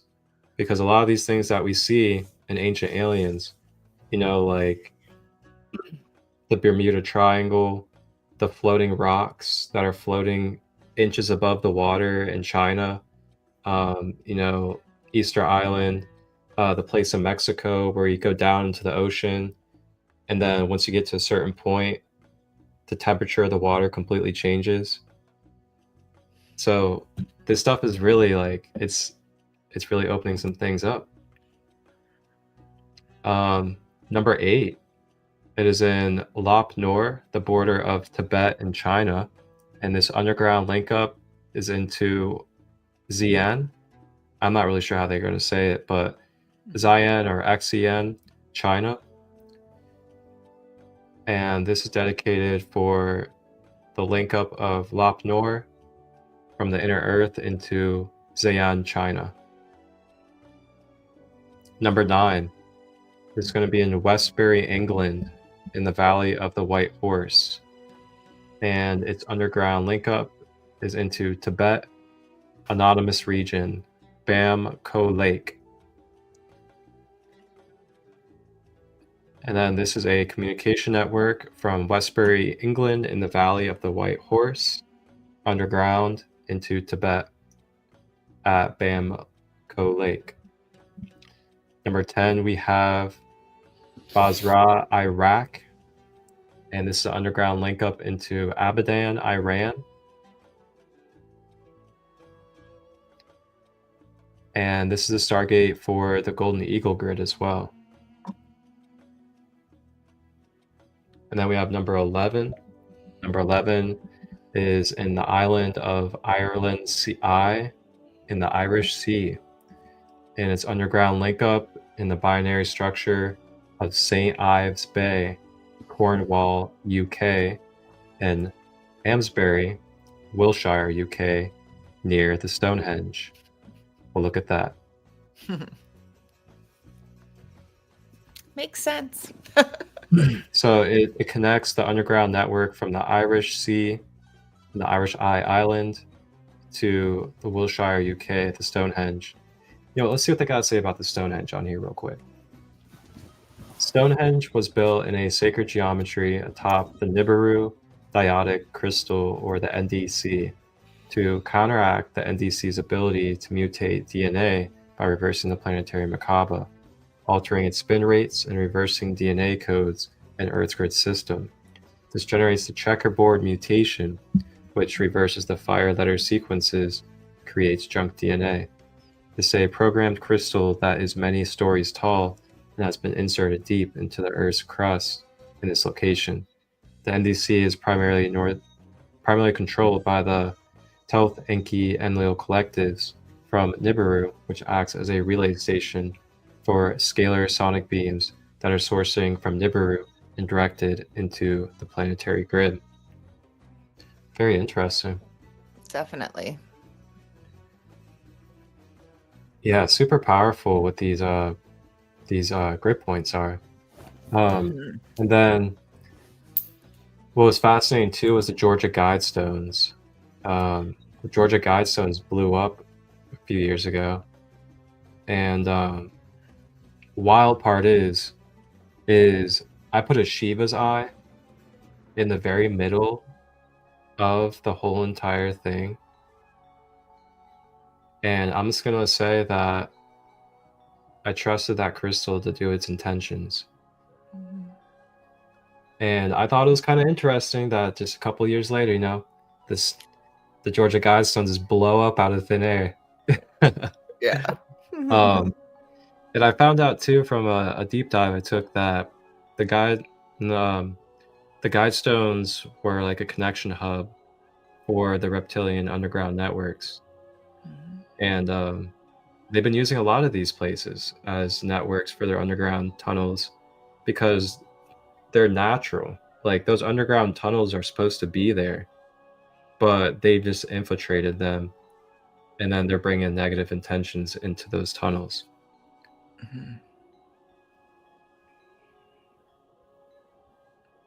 Yeah, so I just don't want people to think that like underground tunnels as a whole is just like a bad context or something. Like, we have inner earth, and there's just so many things that haven't been fully disclosed, but there's a lot of inner earth activity going on right below us right now. Definitely. I know I feel with a lot of just with reading through these stargates and information that you're sending out today, what keeps coming through here is a lot of spirituality and what people know, what little bit or a lot that they know always seems to be, you hear everybody talking about duality. So if this happened, this has to happen now. How positive, negative swing, and how we all live in this duality world. But with the work that we're doing, we are eliminating that duality, and we are coming to the realization that we create what we want. We create what's in our mind. There does not have to be a negative swing to a positive anymore. We can fully embody what we want without the fear of a polar swing. So I feel like a lot of this grid work is to get the humanity to understand you don't have to live in duality anymore. We are in our heaven. Heaven doesn't say we have to have a duality to it. We are here to live our most positive, self-affirming creation. And I no longer want to even worry about the duality anymore. So that's what we are moving away from. We're moving away from duality. We don't need it anymore. We don't need it. So let go of the thought that because this happened, now somewhere in my timeline, this is happening. It doesn't have to do that. We don't have to create that. So let's not create it. Let's only create what we want and not what we don't want. I love that. Ascending into unity.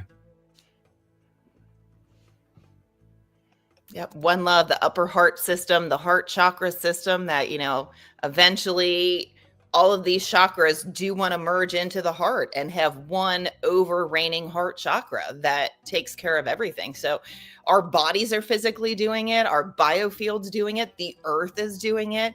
The collective consciousness is doing it. So, I mean, anybody that's still stuck in it has to be because of this and this. Let's remove those neural pathways because it doesn't have to be like that. You create what you want. What do you want? Yeah. Exactly. It just like goes back to what I was saying earlier with just knowing that you can always turn on 0 point, like that's so beautiful. No matter how hard life could be, no matter what could be going on mentally, you can turn on 0 point, and then your emotions and body will follow. And another thing too is give yourself that space, allow yourself to be in that surrender of going into 0 point. And that's a whole entire thing in itself too, is like for those that are dysregulated and going through different traumas and things of that nature, it's very key, I feel like, on the journey to have a range of tools mentally, emotionally, physically that can help give you reminders during those times that you are going through your shadows as a human being, and you can be brought back into that 0 point field. That's where things like crystals come in, sage, great community. I mean, you can never have too good of community, I tell you that. No. Because this live that we've had today, the community that is here present, this energy right here, this is the feeling of nothing more and nothing less to what life has on this planet. And to me, that's what it's really about. In these very moments, we are weaving what is the next steps for us to experience together on this whole entire planet together. And that is so beautiful. Like in this very moment, these words that I'm saying, the words that Rebecca's saying, the words that you're saying in the comments, the energy that you guys are giving, receiving, that we're reading, it's all weaving what is going to simulate next for us in these coming days, and then the next days and moments as we go. How beautiful. I'm grateful. Yeah, namaste. It's amazing. Ooh. I feel the love in the comments too. Welcome in, House Mama. Bree said EFT, breathwork, community, grounding, salt baths. Woo!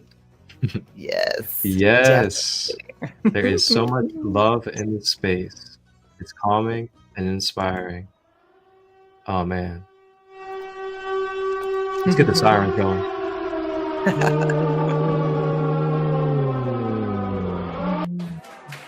Yes.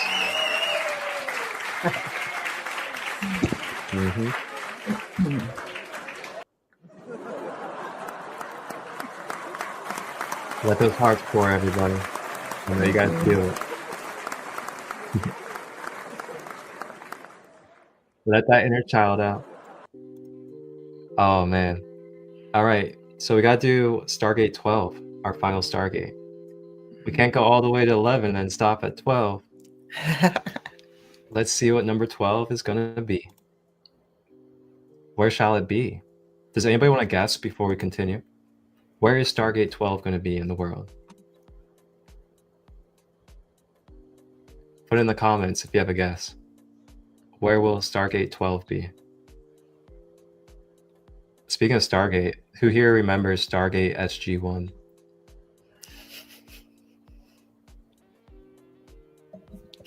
They kind of told us a little something.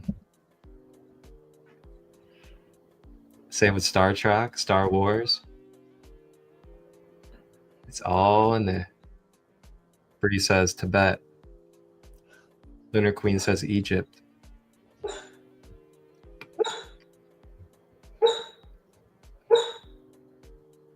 All right, let's see what it is. Stargate number 12 is going to be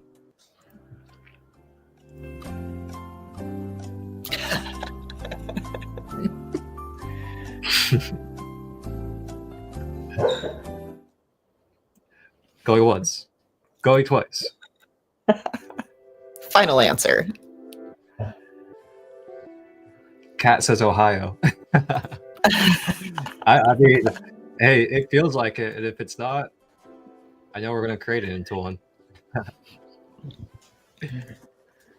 Number 12 is in the island of, now I don't know how to say this, but Kauai or Kauai, Hawaii? Kauai.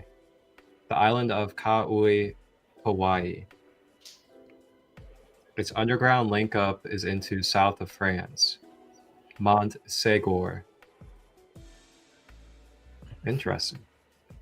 So Kauai, Hawaii, and then an underground link up into south of France, Mont Segor.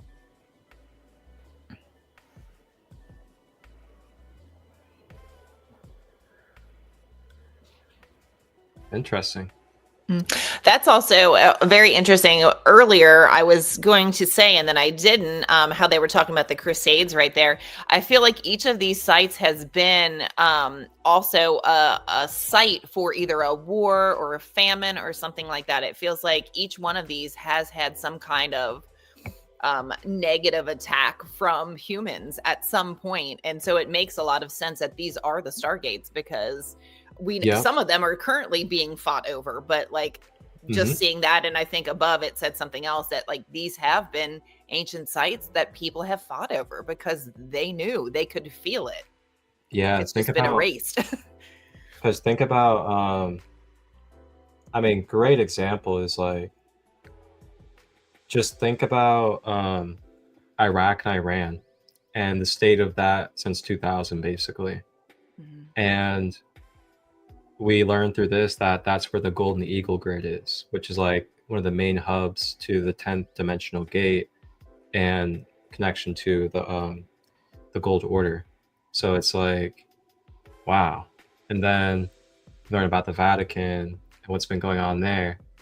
And then on the more like positive polarity side, you look at like Machu Picchu, type of energy that's being used there, and the more positive polarity of energy. Yeah, it's so fascinating. And a lot of things too is a lot of these locations throughout history, figures like Adolf Hitler, as well as other controllers that have been in our history, they often tend to be attracted to these kind of locations. And then what you'll know, especially from the history of the Nazis, is that the Nazis, they were very avid at seeking a lot of these grid points and stargates, including Antarctica. I know Tibet was a place that Hitler very much went to try to find different intergalactic technologies. So it's very fascinating, and there's no coincidences whatsoever. So, the more that we just dissolve what's kind of like what I call the fantasy mind and just start to see the actual puzzle pieces connect together, it is so fascinating what we're a part of here. And then to close out this reading, it talks about the root races. So it says, a part of the 12 tribes of the human race, we all have contributed and participated in several levels of the planetary experience via experiments in the development of human consciousness at various timeline cycles. In each time cycle, a level of root race, aka the 12 tribes, had a particular purpose in its exploration of consciousness. Each worked in its own way with the genetic DNA advancement of the human species and its relationship to the school of planet Earth. Each root race, as a collective, had a mission to assemble certain DNA strands. Each mission programmed certain experiences designed to clear various distortions or karma created from other timelines. Root race. Root race is a part of the human race. We all have contributed and participated. Okay, we already read that. So it says, with certain potential timeline cycles, humanity was being spiritually prepared to achieve greater and greater levels of enlightenment and ultimately become fully connected. Powerful multidimensional God beings of crystal star design. The divine birthright of the human angel was to play in the dualistic worlds of polarity to experience the lower form worlds of creation among a litany of other experiences as consciousness experiencing itself in a physical playground. Ultimately, we were to return to source and assume, with our new multidimensional consciousness maturity, the stewardship of this planet into cosmic citizenship. Wow, good stuff. Definitely. I mean, and I know it sounds like a lot of big words and things, but literally what you just read is what we are doing. Like at Yep. the base form, like that's what we're doing. We are Exactly. changing. We are, upgrading ourselves, the earth. Many of us have been here so many times to do this, but we've made it further than we ever have. So yay! It's already been written. That's right. We've already won. We have done this. Yeah. So it's really fascinating. It says, powerful multidimensional God beings of crystal star design. It's funny I read that because literally, I think it was today or yesterday, I was just thinking about like wow, that quote from the Bible of you are made in the image of the Creator. And I was just thinking about that literal quote for itself. Just like, so what's going on with this other stuff? That's why I started like jokingly saying to myself while I was in the shower, I was like, wait a minute. We are made in the image of the Creator. And I was just like starting to like joke with my own self, my mind. I was just like, so what is all this then? What is all this other stuff that we're doing? Right? Correct. What have you been doing? We have been Oh in a man. false narrative for a very long time. We didn't come Mhm. here just to work a 9 to 5, make money, and die. That's not what we're here for. That's not why we are awakened. That is not the purpose at all. Yep. Mhm. I'm going to send y'all the pictures of the iron wheels that I was seeing because I see them rise up out of the water and they look like gates. Interesting. Mhm. Yeah. So I mean chakras, meridians, they're still gates. They are wheels of light. Mhm. Stargates are just specific like points that connect us to underground network systems and then planetary into galactic connection as well. It's really fascinating, the different purposes, the different types. And it's just like our human body. That's what's also cool is you can literally study your human body and it's a replica of the earth, which is a replica of the universe, which is a replica of the cosmos. Mhm. We are the universe in one drop. We have already won. That's right, Mhm. Kat. Yes, we have. Us coming here was the win. Like once we got here, because we were, which is so funny to say, we were plan B. Right. It was game over. Right, right. I think as one of my very close best friends always says, we won the body lottery. We won the body lottery to come here. And now we get to do the work and we get to, show people the things. So thank you for allowing us to win the body lottery to get here. The body lottery. Yep, And I not gotta my say, words, but yeah, body lottery. I was like, I love that. We won the body lottery. I like that too because like I'm not gonna lie to you, for years now, I've been feeling like we're gonna master these bodies into galactic bodies.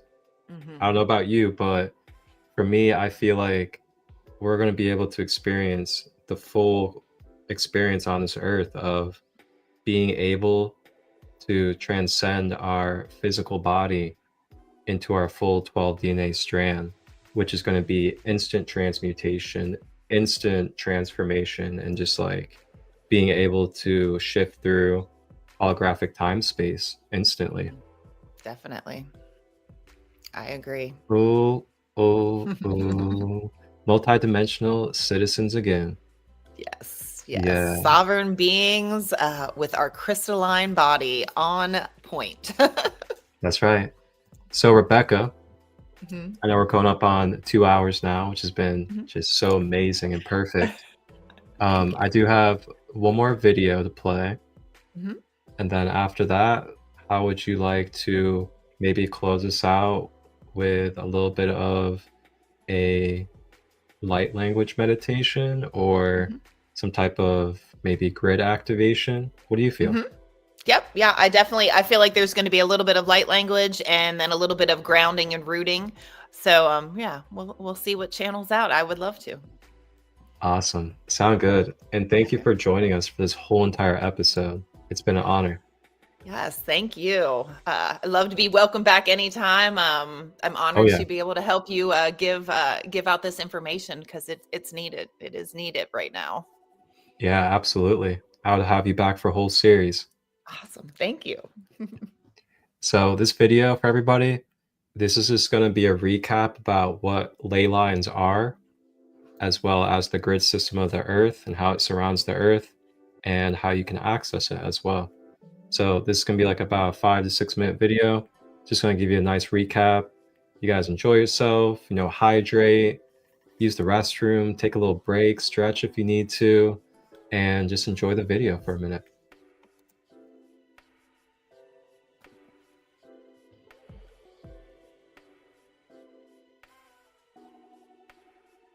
Is it playing? Have you ever wondered how some places on Earth, like the pyramids of Egypt or Mount Shasta, seem to have more energy than others? Did you ever wonder why certain ancient sites are located where they are? These questions lead us to the captivating concept of ley lines, a groundbreaking theory initially introduced by Alfred Watkins. Watkins, a versatile Englishman, came upon this theory in the early 20th century. He discovered that numerous ancient sites, ranging from antiquated churches to magical stone circles, appeared to align with each other over extensive distances. These alignments were not haphazardly sprinkled across the landscape, but were deliberate placements, drawing unseen connective lines around Earth. Spellbound, he delved further into his observations, and in the year 1921, he coined the term ley lines to denote these compelling energy lines. Watkins' theory ignited an international curiosity that provided a fresh perspective of our planet and its ancient civilizations. Alfred Watkins gave birth to the theory, but what exactly constitutes these enigmatic ley lines? Consider the native people of the United States. They used to refer to ley lines as spirit lines, and their shamans would use the electromagnetic energy in these lines to communicate with the spirits. They even based their medicine wheel on the spirit lines, since they understood they followed a straight round path. The Druids termed them mystical lines. In Europe, the Welsh used the same name as the Eastern countries. They called them dragon lines. We know that dragon lines were named by Eastern countries because the sky gods flew on dragons along these lines. The Aborigines of Australia referred to these lines as dream lines, and they claim that knowledge was sent down to them from the gods of the sky as well. Picture a global grid, a web that spans the entire Earth. According to Alfred Watkins, ley lines are just that. They're hypothetical lines that connect ancient sites, forming a mysterious network across our planet. These lines, however, are not what you'd see on a typical map. They're invisible to the naked eye, adding a layer of intrigue and mystique. Think of them as highways of energy flowing from one ancient site to another, creating a connection that's as profound as it is elusive. They're not just geographical or historical markers. They're conduits, channels of energy that link these ancient sites together, imbuing them with a sense of power and unity. These unseen pathways of energy are said to crisscross the globe, but where exactly can we find them? The answer is as intriguing as the mystery itself. Researchers have essentially played the role of cosmic detectives, piecing together an invisible puzzle. They've mapped these mystical lines based on the locations of ancient sites, as if connecting the dots on a celestial canvas. Take, for example, the ley lines at the pyramids of Egypt or those that intersect at Stonehenge. How did these ancient people know of their existence? Were they really in communication with the gods? It's a question that has puzzled historians and researchers alike. Some propose that these ancient civilizations were just more in tune with the Earth's energies, while others suggest they had a sophisticated understanding of geometry and astronomy. These ancient sites are no random placements. They tap into the ley line's power. But what do they do exactly? Well, that's a question we'll delve into as we continue our exploration of these fascinating, invisible threads that weave our world together. So we've tracked these ley lines across the globe, but what's the point? What do they do? Get ready to explore the practical application of ley lines in the architecture of ancient civilizations. Many believed that the ancient Egyptians were in tune with these invisible energy highways and applied this knowledge in their architectural marvels. Imagine the Great Pyramid of Giza, an astonishing feat of ancient engineering, positioned precisely along these lines to conduct energy. Now, travel to another iconic site, Stonehenge. The ancient stone circle inn is said to be situated on a powerful intersection of ley lines, marking it as a place of significant energy, spiritual importance, and astrology. It is said to also have been used as a calendar to mark huge events in time. The mysterious nature of the ley lines and their influence on these ancient architectural wonders, they say, is not to be underestimated. This fascination dates back millennia.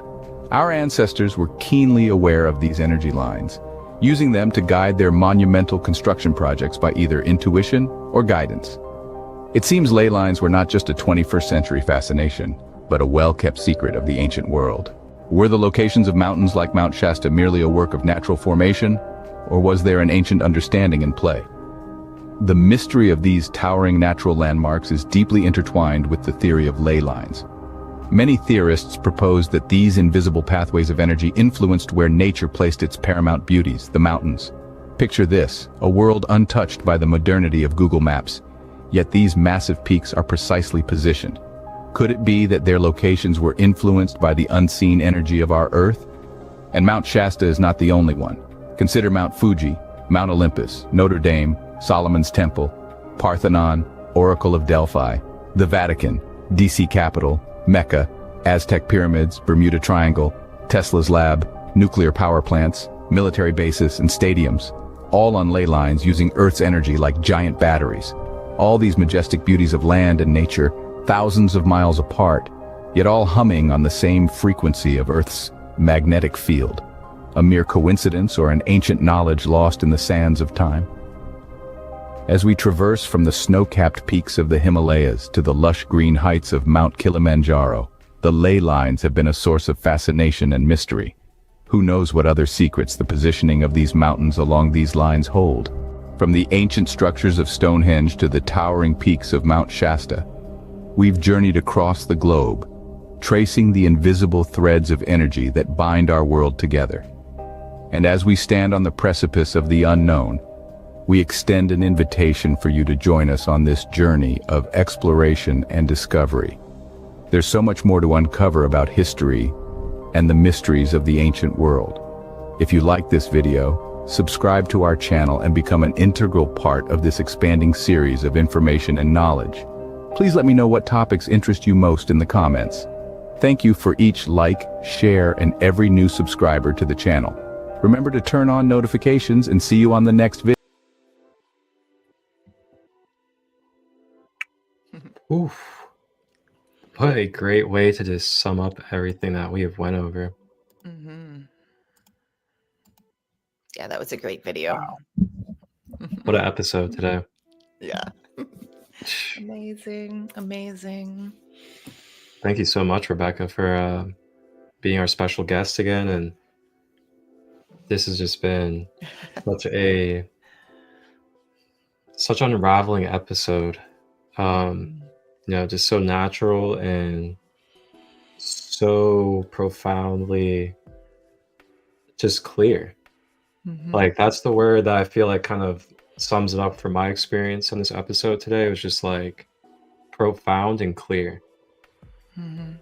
I love it. I love that you had all the factual things behind the things that we do. Like, that's great, because a lot of us out here are just walking and trying to do our best and trying to follow that intuition. But when you do decide to do that deep dive down in, you understand that there's a reason, there's a purpose. There is factual information behind all of these things. So That's right. I don't know. It's amazing. You believe in Wi-Fi, you believe in things you don't see, but it's all being proven right now. So we are in this beautiful golden age, and I love it. And you know what this does? This is actually a facilitation of shepherding others to be able to merge their hemispheres, to merge their logic with their intuition. Some of us are potentially a little bit more in the logic side of the knowledge that we have, but we haven't really intuitively felt and embodied the knowledge. Some of us may purely embody and intuitively move with the knowledge, but without having the logic of what the knowledge is. So when we get to bridge that, we get to create more of that harmonic hemisphere within our being, balancing the masculine and feminine even deeper, and then reflecting that out to others as well with the opportunity to do so. And with that, that's why I'm just so grateful to hold these spaces and be able to share these moments, because we can very easily look at online as, oh, it's online, it's like it's something that's like saturating energy or saturating our purpose, or you can see online as an amplification of that. And for me, it's an amplification, and it is an amplification. These devices we're using have crystals in them. A lot of them have quartz. A lot of them have copper and other magnifying and attracting energies. So really, it's here to be of service with us, just as we are of service with it. And again, just like we both talked about, where are we focusing? Are we focusing on the negative polarity and staying there? Are we focusing on the positive polarity only and maybe neglecting the negative polarity? Or are we just seeing things as whole and an ever-changing experience of the eternal flow? And with that, that is for you to ponder on. Is for you to decide within your own self as your own sovereign being, and to make your next free will choice. Take it or leave it. I love it. Thank you. Thank you. Absolutely. So Rebecca, as we close out, now that we have some new faces and different energies in this space, I'd like to give you the opportunity to talk about what you offer and where people can connect with you, and if you have anything available for them to be a part of, and what you have coming up, even if it's local in Ohio as well. Okay. Yeah. Awesome. Yep. I am Rebecca of Blisteringwood. I have been blessed with a long memory of the things that I am here to do. And it took me a long time to figure that out and to know that that was where I was going to find my true joy. But I know it now, and I can spread that to you all. But yeah, I'm just blessed. Check out blisteringwood.com. I do forest therapy sessions. I do Reiki sessions. I do light language activations. I do transmissions. I do something called sacred sage smoke reading. So that is from Native America. It is something that I was also born with. I knew how to read smoke and fire, just like I can read clouds. So I do that for people as well. I am a shaman, so I do illuminations and soul retrievals, destiny retrievals, spiritual life coach. If you just need somebody to come in and talk to, and not like a traditional therapist who is going to, try to put you on medication, I will work with you in all of the metaphysical ways to get you to where you need to be. I walked through a lot of traumas to get here, but I now can utilize those to thrive for myself and for others. So I just think it's amazing. And there's more out there that I do, but again, you can discover me on your own, and you'll be drawn to me or Marcus or whoever your practitioner is, because it will be the right person for you. So yeah, just go out there and check it out. I do have an event coming up on the 6th, December 6th. We have a small business shop winter market at the Sanctuary for Spiritual Healing. That's 3308 Work Road, WERK. That is in Bridgetown, Western Hills area. It'll be from 10 to 4 that day. That's one of the murals that will be there. But I do tea. I will have tea and soap there. So all herbal teas and things like that. And then just to, chat. And if there's any light language that it needs to come out, I will do that as well. Those are the big things going on. Really, I didn't book myself a lot because of, I moved. I did a lot this year. So I'm really just kind of taking a break from a lot of that, but, there will be lots of good things coming up in the new year. Some retreats and some events. So, yeah, just keep an eye out. I post my website. I'm on TikTok, Instagram, Facebook, YouTube, all the things. So you can find me on any of those platforms. Yeah. Yes. Thank you, Rebecca. You're welcome. Blisteringwood.com for everybody out there. Blisteringwood.com. Awesome. Get it today while it's hot. Yes. Get it today. Get it today. I do have a little bit of light language. I know we're way over, so I'm just going to, if that's okay, if I want to send some light we ain't language. over anything. Light language into the grid, into all of the beings here. We are all equal. We are all the same. No one is better than, no one is less than. It doesn't matter what you've done in the past or the present. It only matters what you feel right now. So take a deep breath with me, and I want you to become that 0 point, the empty vessel, the no label, to receive this energy. Aishaya taraku pawaya la takuaitia. Ailiatruku shtia tarakutru kopagaya la tiata. Unaya la kuaya shiatu. Pakaete atru tailiatru umawaili ashaka. We are one being. We are one soul. We are all love. And we are here to make a change. Aielo kuash kotrutia kota yawa. Ota unaeliata shiatru kuta kapopuikwa. Eliatra kusta tiatra kutra papa eliata kua. We are all creation. And you are main character, and we are here to support you.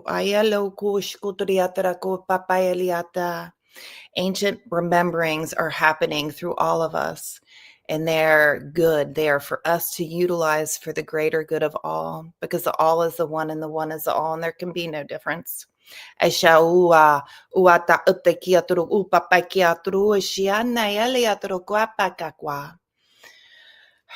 In divine timing and in divine will, with all the freedoms of a sovereign being and the ability to self-govern with peace, prosperity, safety, and prayer, I wish you namaste, hoponopono, esquali, espavo, shabbat, shalom, salah, mahalo, amen.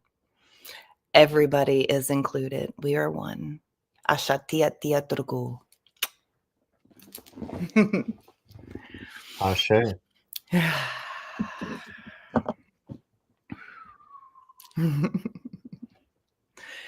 Allow that to just flow. I just see rainbows right now. So that is usually when I am giving off the highest frequency. I see rainbows, and that's what I see. So just allow those rainbows to intertwine into your crystalline body, seep through your aura, your biofield, into your actual physical vessel, and allow those healings and those activations to take hold.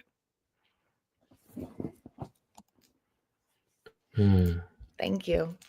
Gratitude. Ashe. Ashe. Aho. Wow.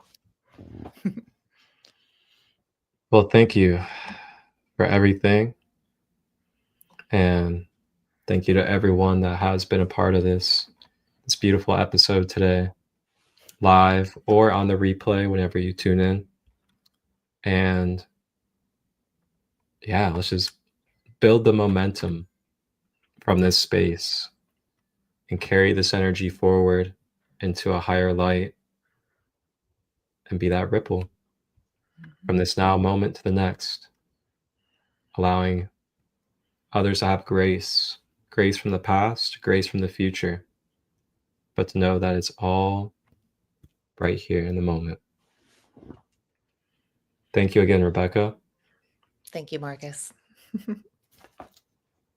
For everybody out there, thank you, and have a blessed and beautiful day. If you guys just stay put for a minute as we close out, I will be closing out with a video that is going to tell you about the Sacred Kingdom worldwide community that we are both a part of, and what this community entails, what we have to offer for you guys in the public, and also the opportunities that you have to become a community member and build community with us as well. With that, wholeness and balanced love. Rebecca, have a blessed day. Thank you. One love. Hey, what's going on? Marcus ChristoLight here, founder and member of the Sacred Kingdom community. I am so excited to share with you guys the directory and some insight into the beautiful members that we have a part of the council of the Sacred Kingdom community, a international, worldwide, sacred community of soul family, full of starseeds, visionaries, artists, practitioners, shamans, as well as handcrafters and organic product makers. We have such a beautiful variety of amazing quality of organic products, including crystals as well, holistic and quantum healing services, all available in one link page directory for you. And you guys may be able to find who resonates for you, either locally in your area or online through the Sacred Kingdom community. So take a look.